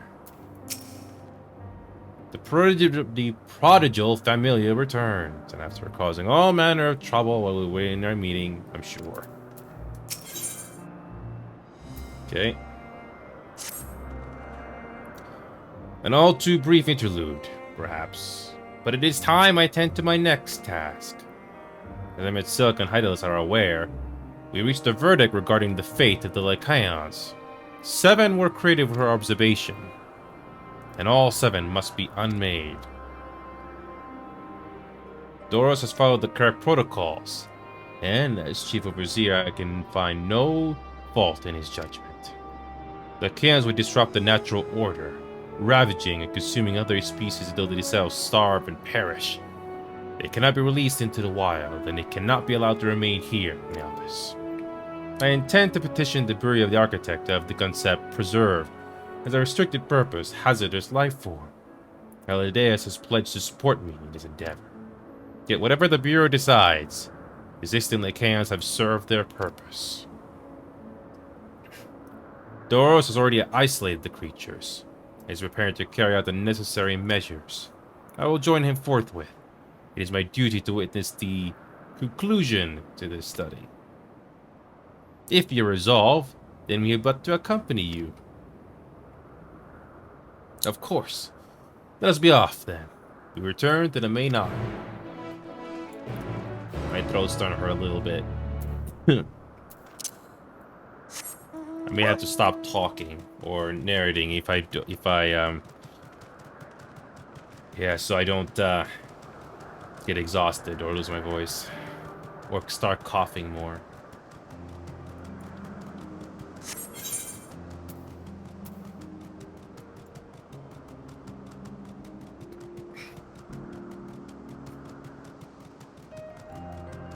Okay.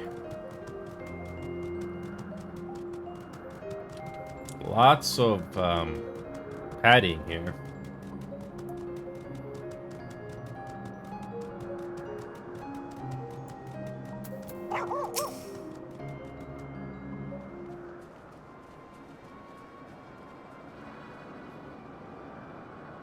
Doris, are you hurt? What happened here?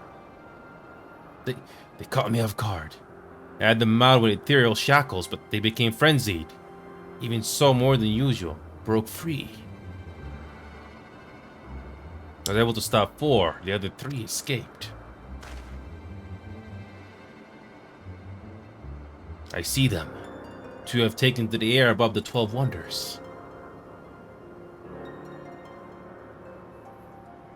The last is up ahead, lurking in the fields. You need to handle that one. Preparing the sky you can leave to me. If this is how it must end, then so be it. I will render assistance to them itself, unneeded though it is.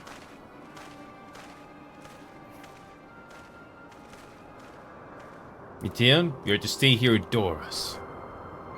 Hermes? The Lycaons must be reverted.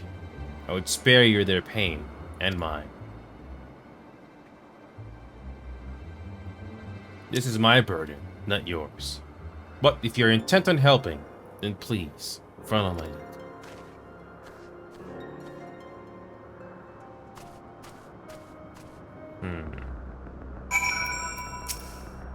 Stay with Hermes. You'll need someone when the time comes. Okay.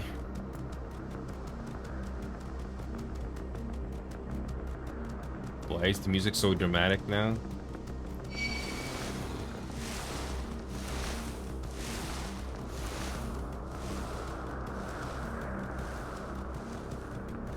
I appreciate your help and lament that is necessary. There it is, our quarry. Within striking distance at present, but if it feels threatened, it may well flee beyond our reach. Here's my plan. You'll approach slowly, in full view, and draw the Lycaon's attention. Now, I warn you, its abilities are as furious as temperament. Once it spots you, it'll unleash orbs of flame. But fear not. By my measure, you're more than equal to the task. We stand the onslaught for a brief moments, and that will give me time to catch it unawares. Biddy, then let's begin.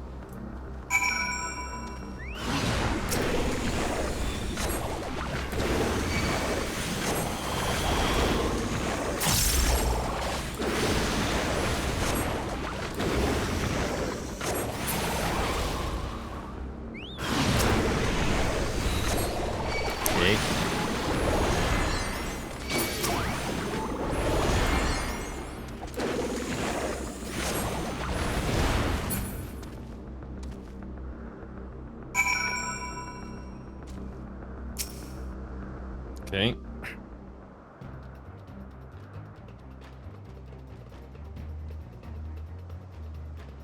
Now.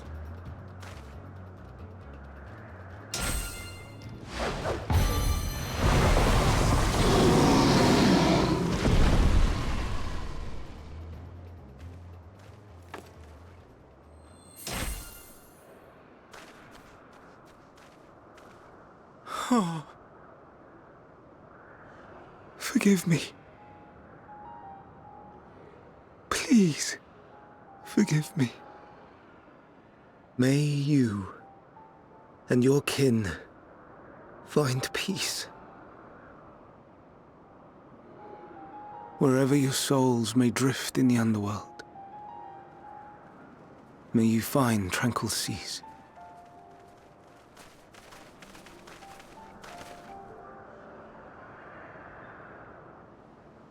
Be not forgotten. In concept endure.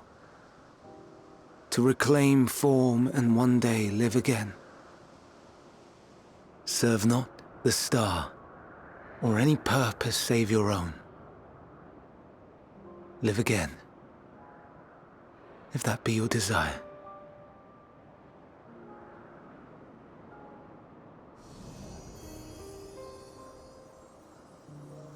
Hate, if that be your want. We are worthy.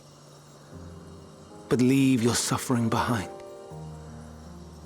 Lay down your burdens, be born anew.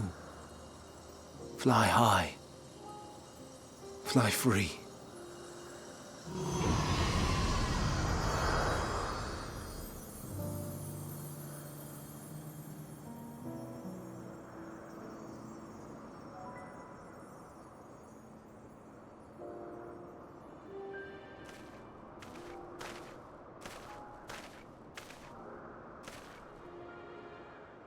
Join the convocation, Hermes.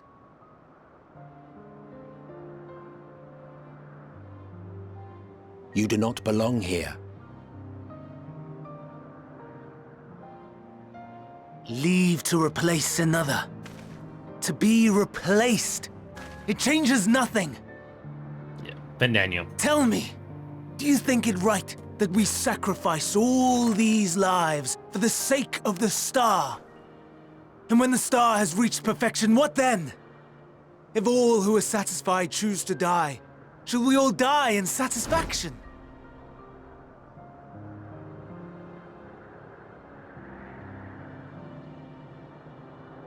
I do not know. Were I to take up the seat of Van Daniel, it would be tantamount to approving my predecessor's death.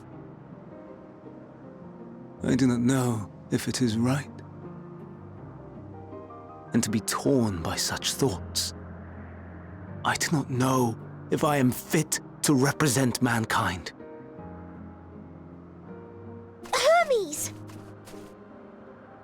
Please don't be angry. It hurts so.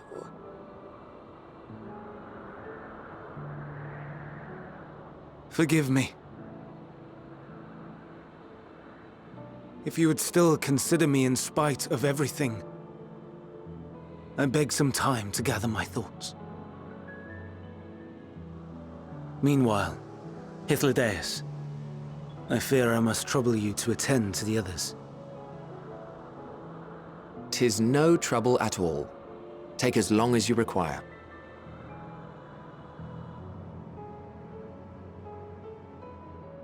And you, my friend, I pray you find that which you seek.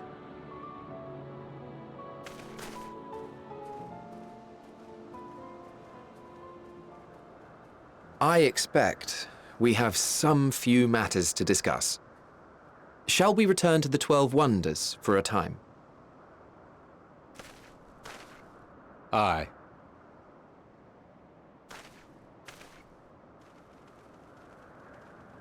Wasn't expecting voice acting.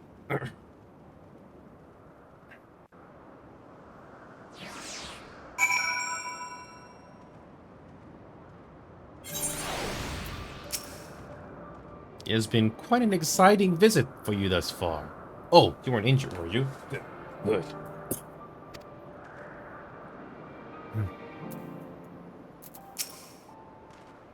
The other Lakons have been taken care of. The incident is resolved, and life in Elpis continues as normal, or ends, as the case may be. Rationally speaking, I understand Hermes' argument.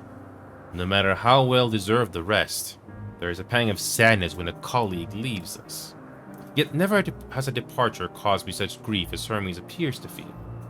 What must it be like to experience such torment?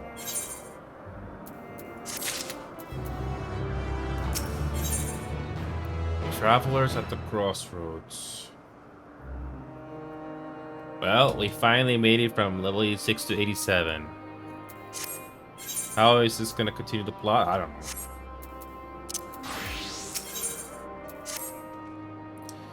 Where to now? If there's anywhere you would like to visit before we leave, I should be glad to show you the way. Hermes has not yet outright refused his position with the convocation, merely postponed the decision. Such, I may as well resume my assessment. If we cannot accompany him, then I'll content myself with questioning his colleagues. Either the pragmatist, and allow me to remain your humble guide. And what of you? Will you continue along with us? Wonderful. Our fellowship travels on unbroken. I say we explore another part of Elpis and see what new encounters there are to be had. If you would follow me, we will first head back to Anagnoris. Excuse me.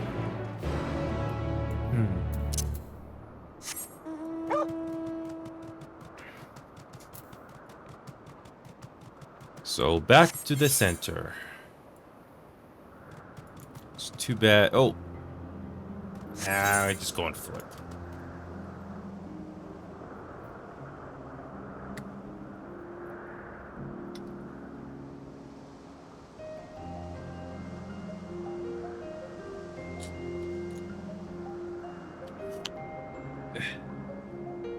Well, it's been 2 hours ever since we finished the quest just to get this area. And now we're 87. We still do not know how to deal with the final days. There's been some hints, but nothing conclusive yet.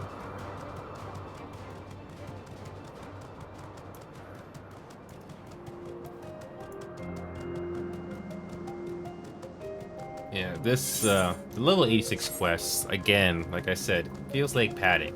Gives you some background, but I think some of it was unnecessary.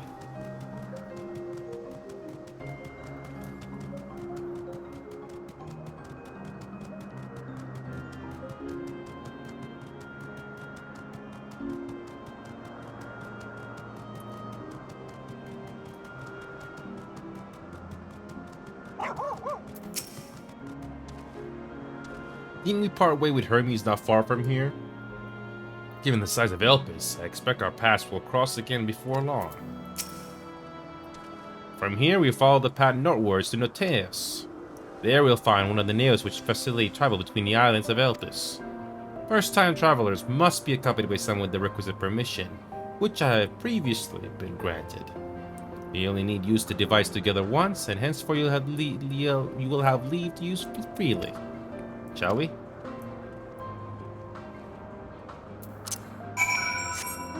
Man, I'm trying to talk, but man, I'm starting to feel it.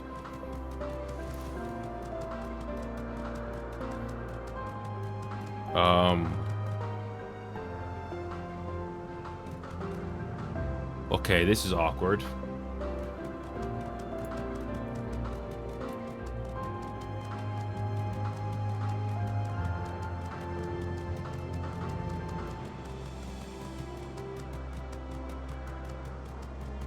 So this is the part of the story we finally go up there. Okay.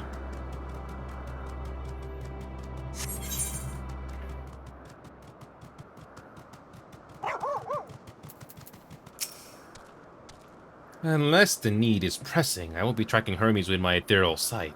It's poor manners to spy someone's comings and goings in such a fashion, so don't ask.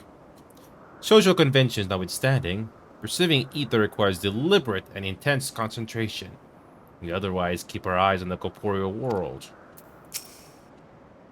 Here we are, Netoneus. This Neos will take us to the Calimulus Zipperus, the western island. That's it right there, looming large over us. Step this way and we can soon admire the view from above.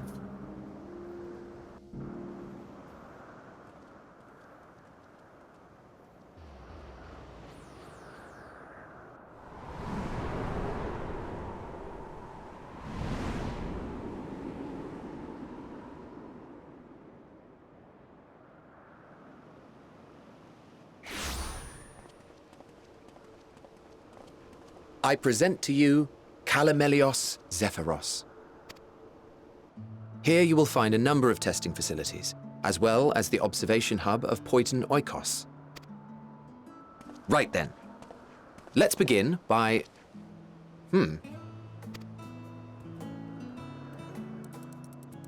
Well, well. An Arraius. How delightful.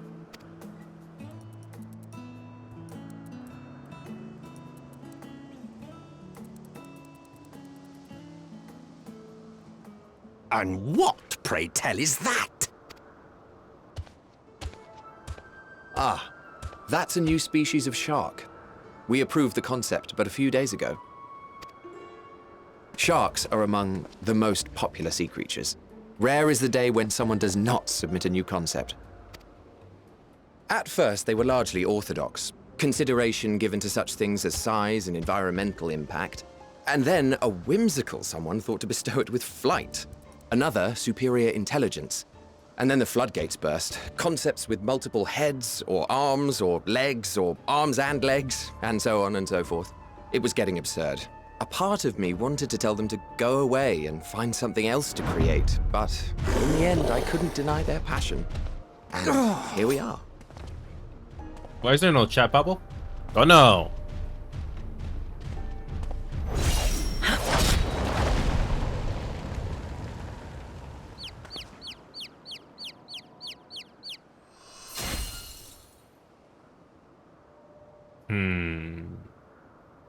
That was too close. Are you unharmed?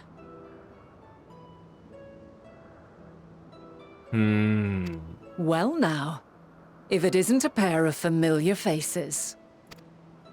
Banar, that we should meet you here. Who's Vana? Oh.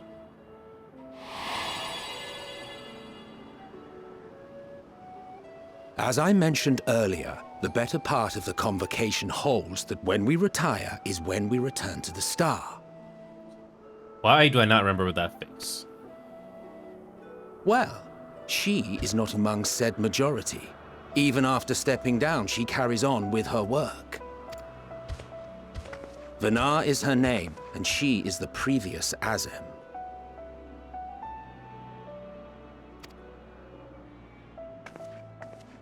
It has been a while, Hythlodaeus. You look well. Less so, Emmet Selk. I dare say the lines upon your brow have both deepened and doubled in number. A shame for one so young. You must make an effort to frown less often.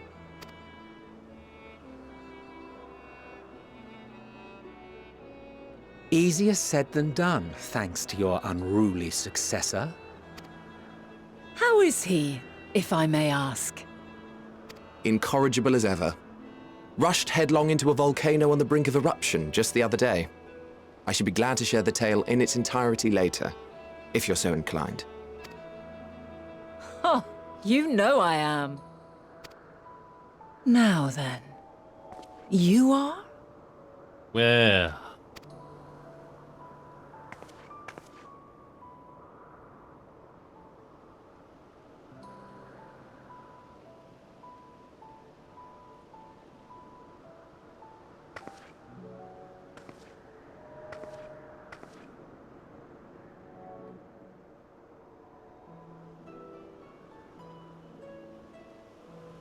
I say, have you perchance come from the future?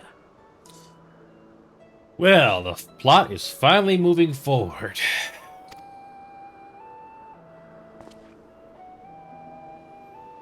I do not believe we have ever met, yet I sense my magic upon you. Therefore, if I wove the enchantment, I could only have done so at a later point in time. What manner of magic is this, if I may ask? A traveler's ward, of course. It prevents the corruption of one's ether.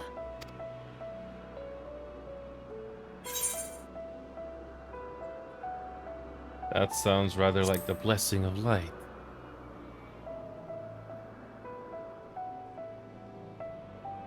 I see you are not ignorant to its presence. And while there are many protective spells, the one you bear is unmistakably mine. Now that I think about it, why is this voice sounding familiar? I could be wrong on this, and somebody that's watching this right now, or later, will probably look this up. But at this moment, my mind is saying, is this the same voice actor of Aveline from Dragon Age 2? That was done over 10 years ago. It sounds similar, or familiar, or both. That's just my gut feeling. But anyway. Hold on. From the future? That's absurd.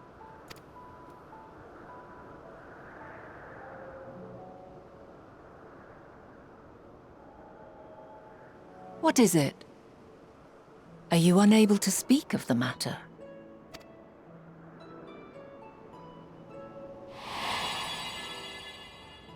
The reality to which you must return exists as a result of the final days. You cannot reshape the past to undo the tragedies of the present.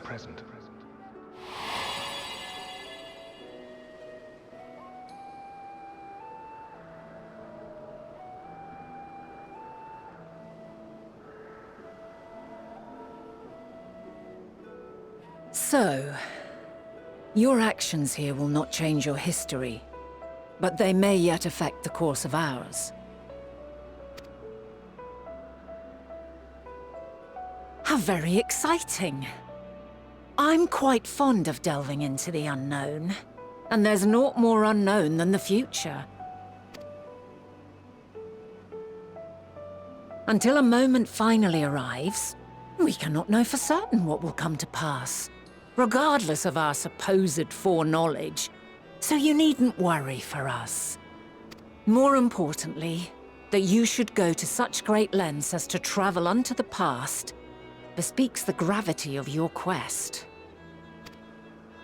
Will you not reveal it to us? Mayhap we can be of aid to your cause. Yep. Aside from a couple of quests from level 86, most of that, some of them could have just been removed. It was just padding. So the plot finally is moving forward at level 87.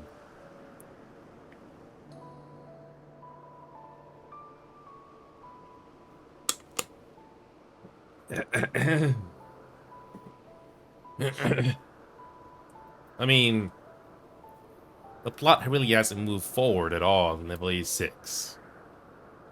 So...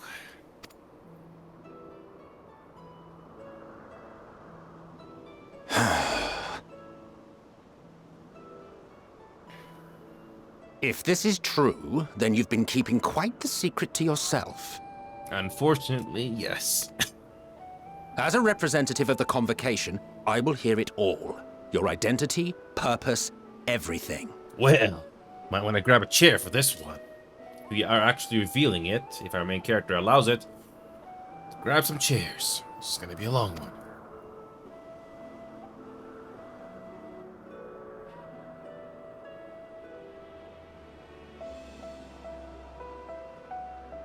Why don't we move to a place more conducive to calm conversation? I've been working here for some days now at an old friend's behest. If it is agreeable, we may make use of my accommodation at Poiton Oikos.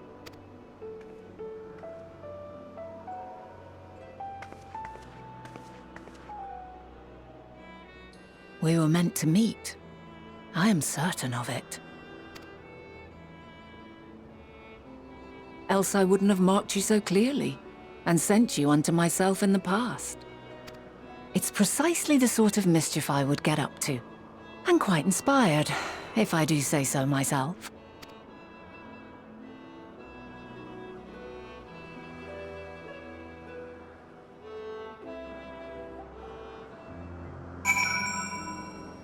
I cannot, I cannot ignore it anymore.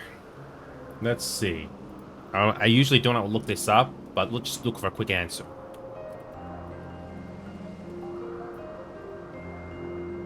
Joanna Raw. Okay. Now.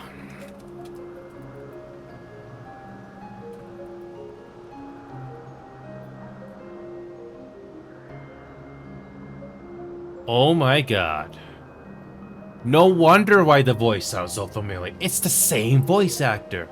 Joanna Raw. It's the same voice actor. No wonder why it sounded so familiar.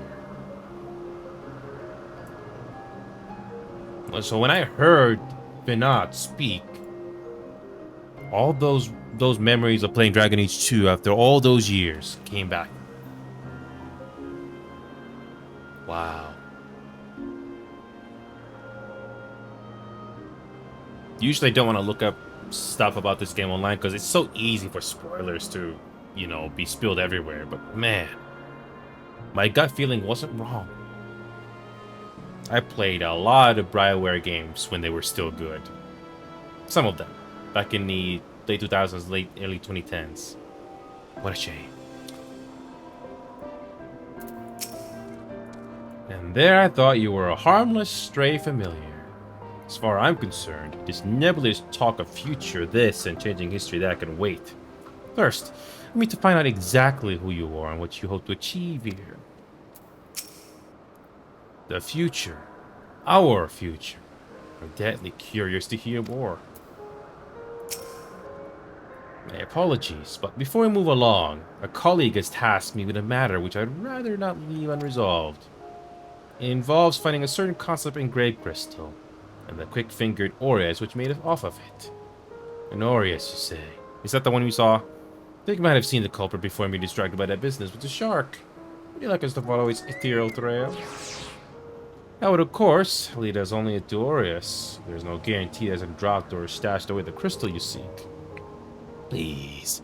Even that would be enormously helpful. While you're hunting down the thief, I can follow behind and scour the forest floor, just in case.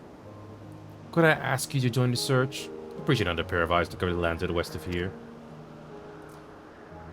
Many thanks. A small bridge leading to Point Nakos. Let us meet up there once we've exhausted our efforts. I think this is just padding. Finally, the plot is moving forward here. Finally. Before that, it was just, okay, we're just spending time with the locals, getting some world building.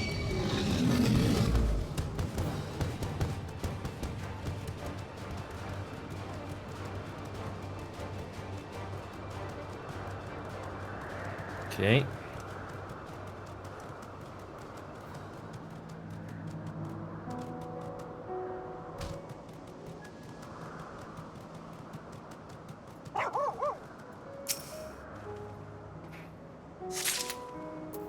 Well, that was luck.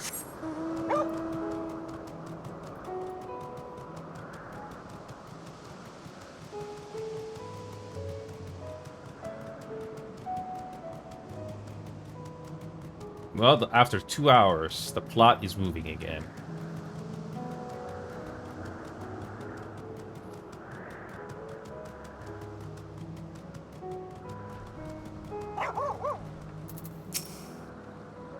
The Azims, both mentor and student, are a force to be reckoned with. I find them a delight, personally, but they have a habit of making him itself look as if he bit down on a sour grape. The problem present is vexing enough without adding the old Azim into the equation. She wonders why these lines upon my brow grow deeper, when she herself wields the hammer and chisel. Our last searcher returns. I'm afraid the Aura no longer had the crystal. I was able to find it as I followed in its wake. I don't suppose you fared any better? Well... The crystal? Well done. Wonderful, and I can focus on your tale without that missing concept nagging at my mind. Have you always had a knack of finding things? Oh, boy, everybody tells us that now. I've often been asked to do so, like the rest of this game. Oh, you too. Some of us need destined to be always be searching. For ourselves and for others. Long ago, when I had the seat for Azim, I was forever trekking back and forth across the star in search of answers to people's problems. Naturally, the need for such journeys has lessened considerably since I stressed the position to my whimsical successor. Yet I'm still eager to come running should an old acquaintance or new interest require my personal attention. This is what brings me to Elpis, in fact.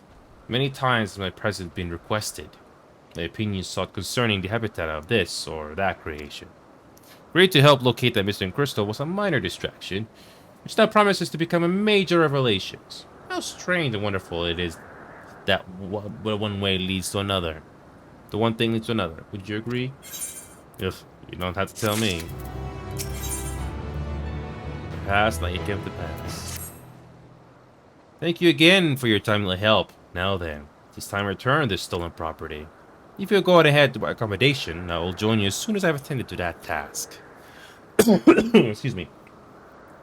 Follow the path straight ahead to the building at the top of the slope. I've the entire place to myself, so I can speak without fear of being disturbed or overheard. Well, the plot is finally continuing, like I said before. Before that, it was... Okay, this is nice. You're getting some, you're getting some background, some world building, but... We got the final days. We got a problem. A big one.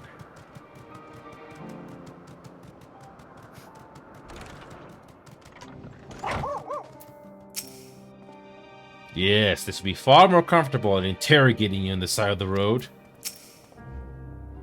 You need be nervous around Vinat. Those white robes mark her as one of the fair and impartial reasoning. So if an emissary, Elidibus, such garb is worn only by those who have stepped down from public office to serve as advisors. Whatever you have to say, she will listen without judgment. Here we go. Welcome to my temporary abode. Please make yourself at home while I put on some tea.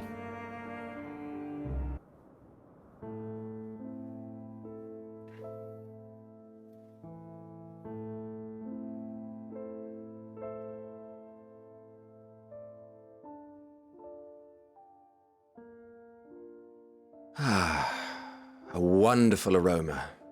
I feel more relaxed already. Would that I had sweetmeats to offer, but I travel light out of habit. There's plenty of hot water though, so please have as much tea as you like. Now then, will you tell us your tale? Oh, it's a long one.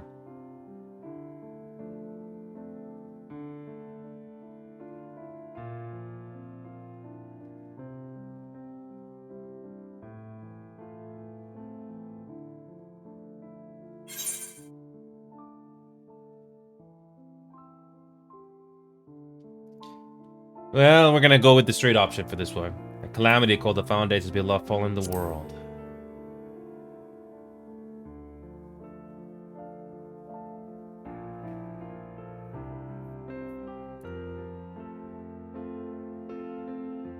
Why don't you start from the beginning?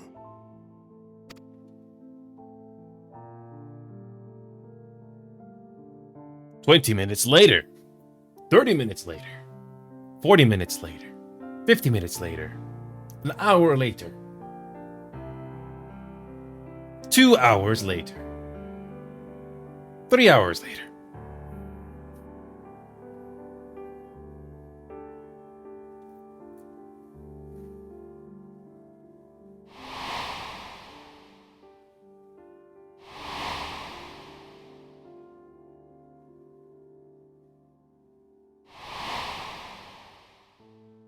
Yeah, the Auschwitz.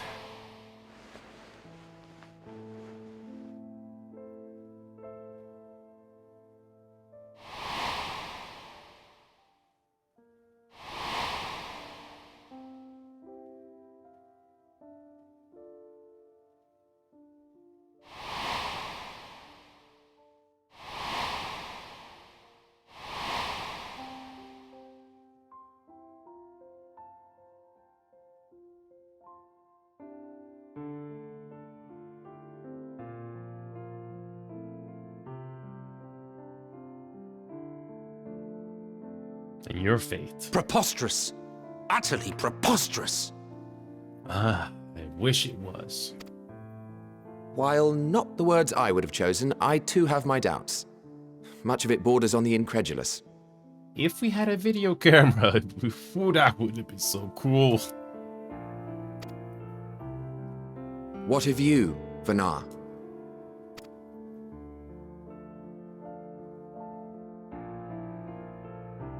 Not knowing the precise details of the first final days, it is difficult to determine the veracity of the tale.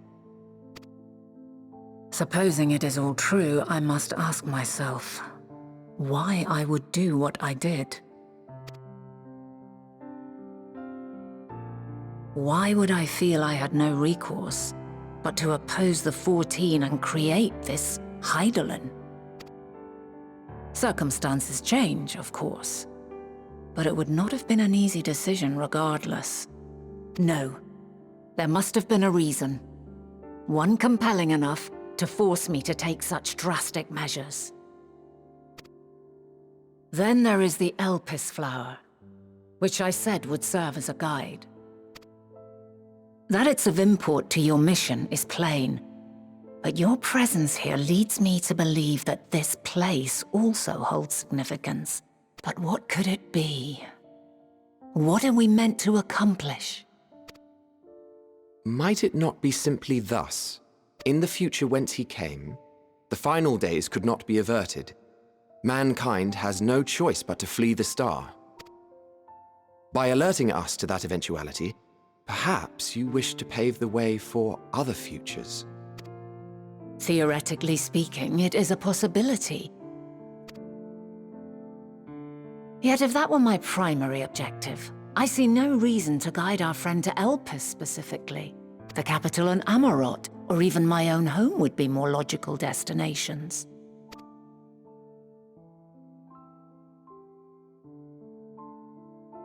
True, true. I note also that Hydaelyn did not specify a point in time to which he must return. By this, it may be inferred that it was not critical that we should meet. Alternately, she had reason to believe that our paths would converge, coincidental though it may seem.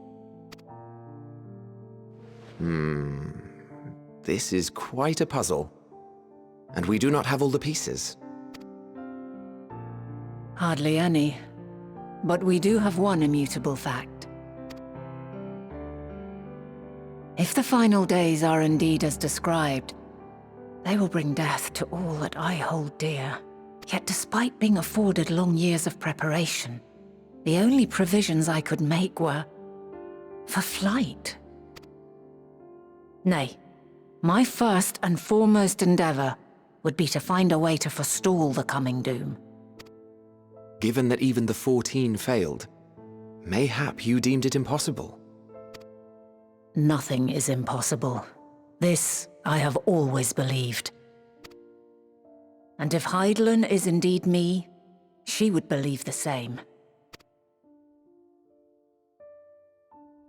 Listen to yourself. Are you seriously entertaining the notion that you are a messianic figure in some far-fetched tale? I wish it was far-fetched.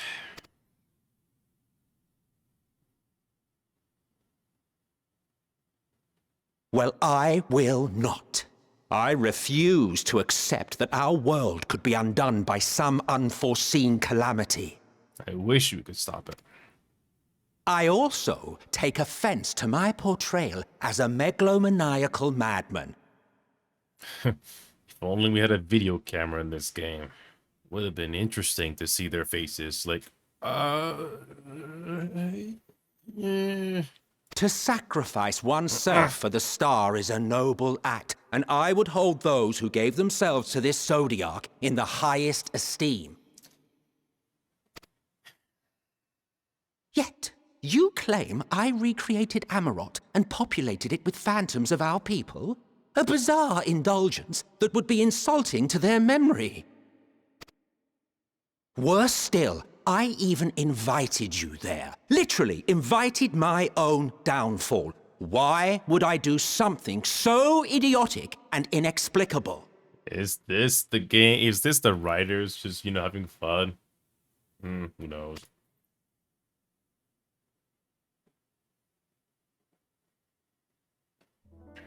Now, I will allow that the hypothetical task of restoring our world would be daunting in the extreme.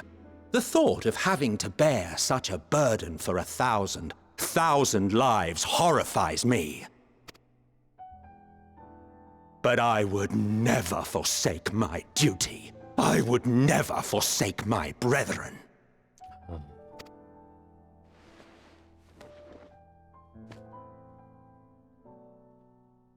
You do not know me.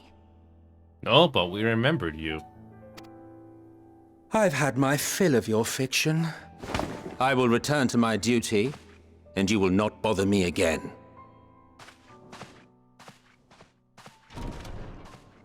Emmett Selk! Wait!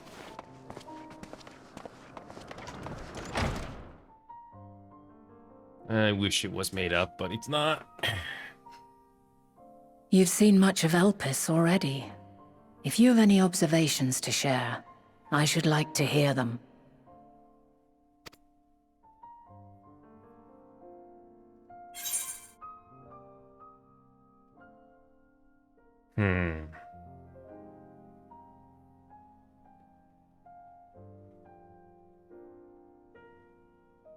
Hermes and Meteon are somehow involved.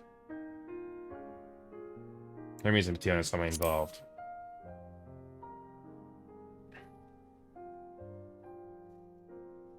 Hermes and his creation Meteon, you say? If Dynamis is the self-same energy as Akasha, as it likely seems, then those two may well be at the center of the calamity to come. This warrants further investigation. With that settled, tis time for action. The missing pieces of the puzzle are here, I'm certain of it. And when you find them, the picture my future self has painted will be complete, and you will have your answer. Now suffice it to say, I will aid you in your quest.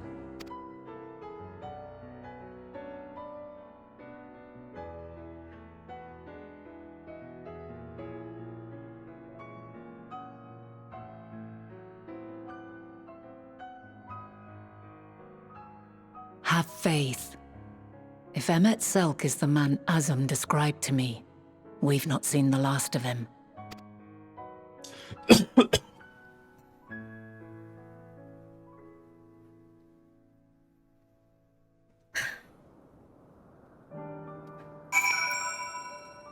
Ooh, this is gonna be interesting. Shall we begin our investigations then? I am acquainted with Hermes, of course, but only as a visitor received by the chief overseer of Elpis. The man himself, I know only that which is common knowledge. Thus I suggest we fall back on the tried and true method of conversing with the locals. The observers who live here can surely tell us more of Hermes and Meteon, and have a good idea where we might begin.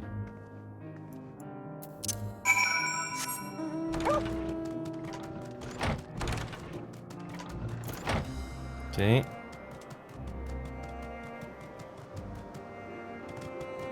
Let's do this first.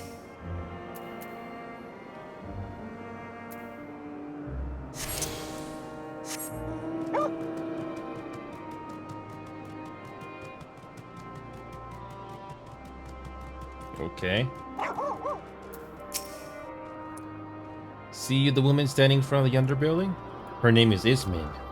She is the one who made arrangements for my stay in Elpis. And from what I recall, she has held her position here for quite some time. Chances are she could provide us with some insights. Go and ask your questions. I'll help with drawing out answers if need be, but I leave the choice of topic up to you. Questions? For me? Well, I suppose I have no other pressing duties at the moment. Oh yes, we gotta do the back and forth thing here. Lovely.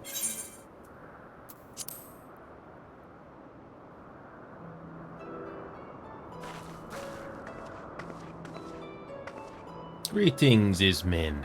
A friend here is desperately curious about Chief Hermes, and I was wondering if you might indulge him.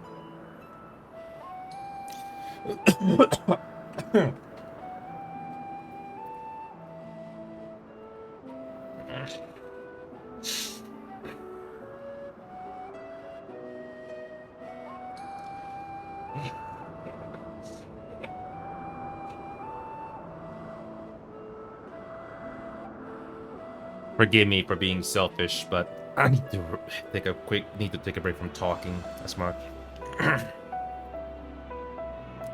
For once, we'll look at the bubbles. It's gonna be a long one.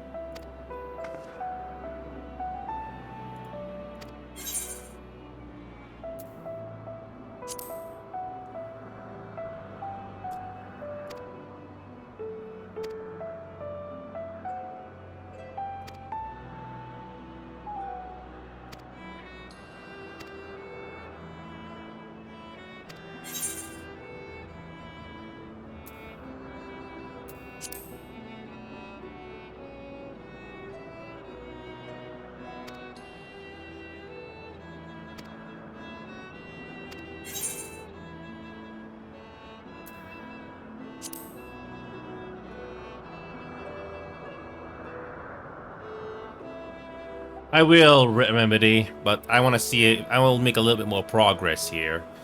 Excuse me.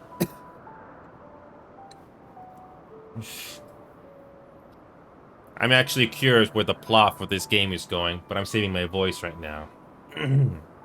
So, the gist of the story is we're trying to save the world because everything's falling apart. And apparently the key to the story is right here in this world. So here we go. Let's find out what happens next.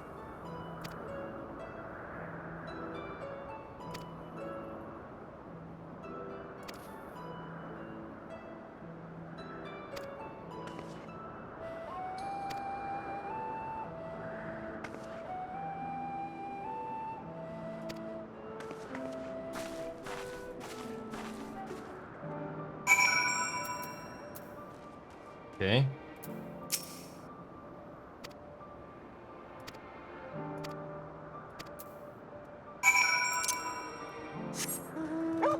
Okay.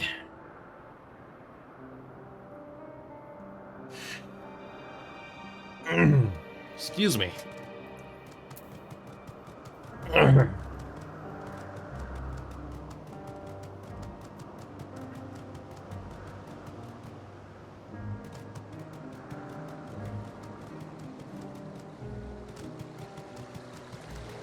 So same thing here, huh? Okay.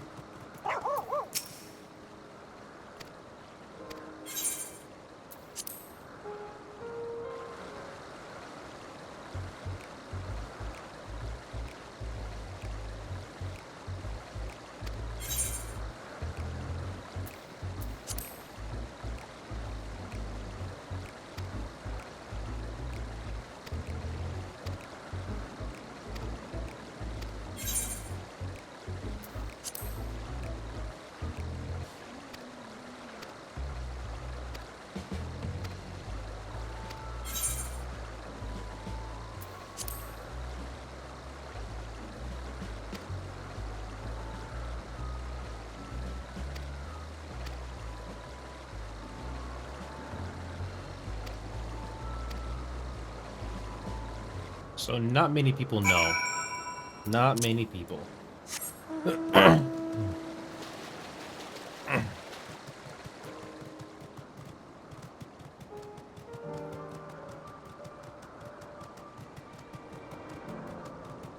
Okay, I need to take a quick break after this. Oh boy, this is bad.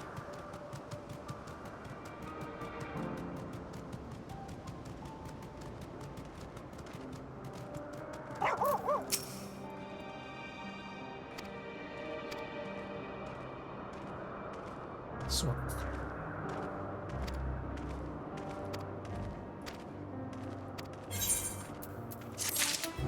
You're back.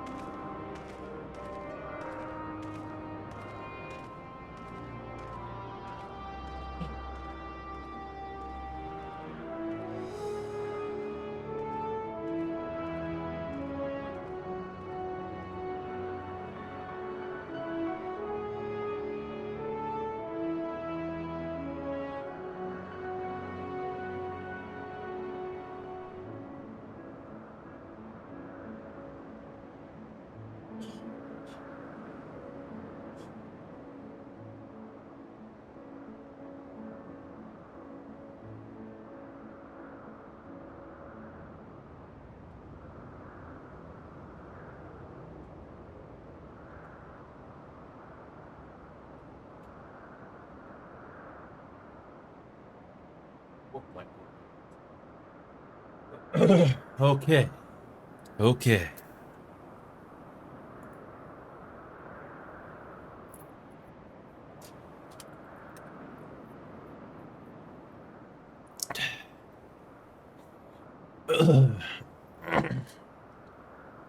Okay. I think me not talking is a sign that I need to stop, take a break for today. Oh boy. But the good news is we made progress on the game today. In just 2 hours. Well, close to 2 or 3 hours. We went from level 86 of the story to level 87. Nice, huh? It looks like the only way to get to this zone is to fly. But so far, it doesn't look like... Yeah, so there's not much progress here in this one yet so far, but that's okay.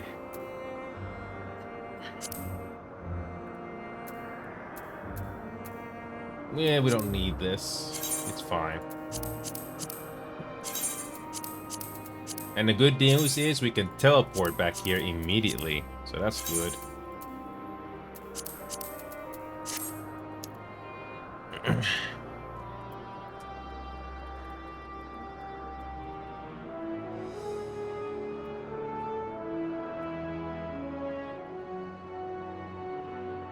So yeah, with that being said, though, I need to take a break. I may have to cough again. So my apologies for not talking, but I don't know if you can tell, but it had to be done. But anyway, I'll see you guys tomorrow, and hopefully I can cover more progress on this story here, because I actually wanted to see the rest. Level 86 was a bit of a padding thing to go through, but at least we made progress. Anyway, there you go. I'll see you guys tomorrow.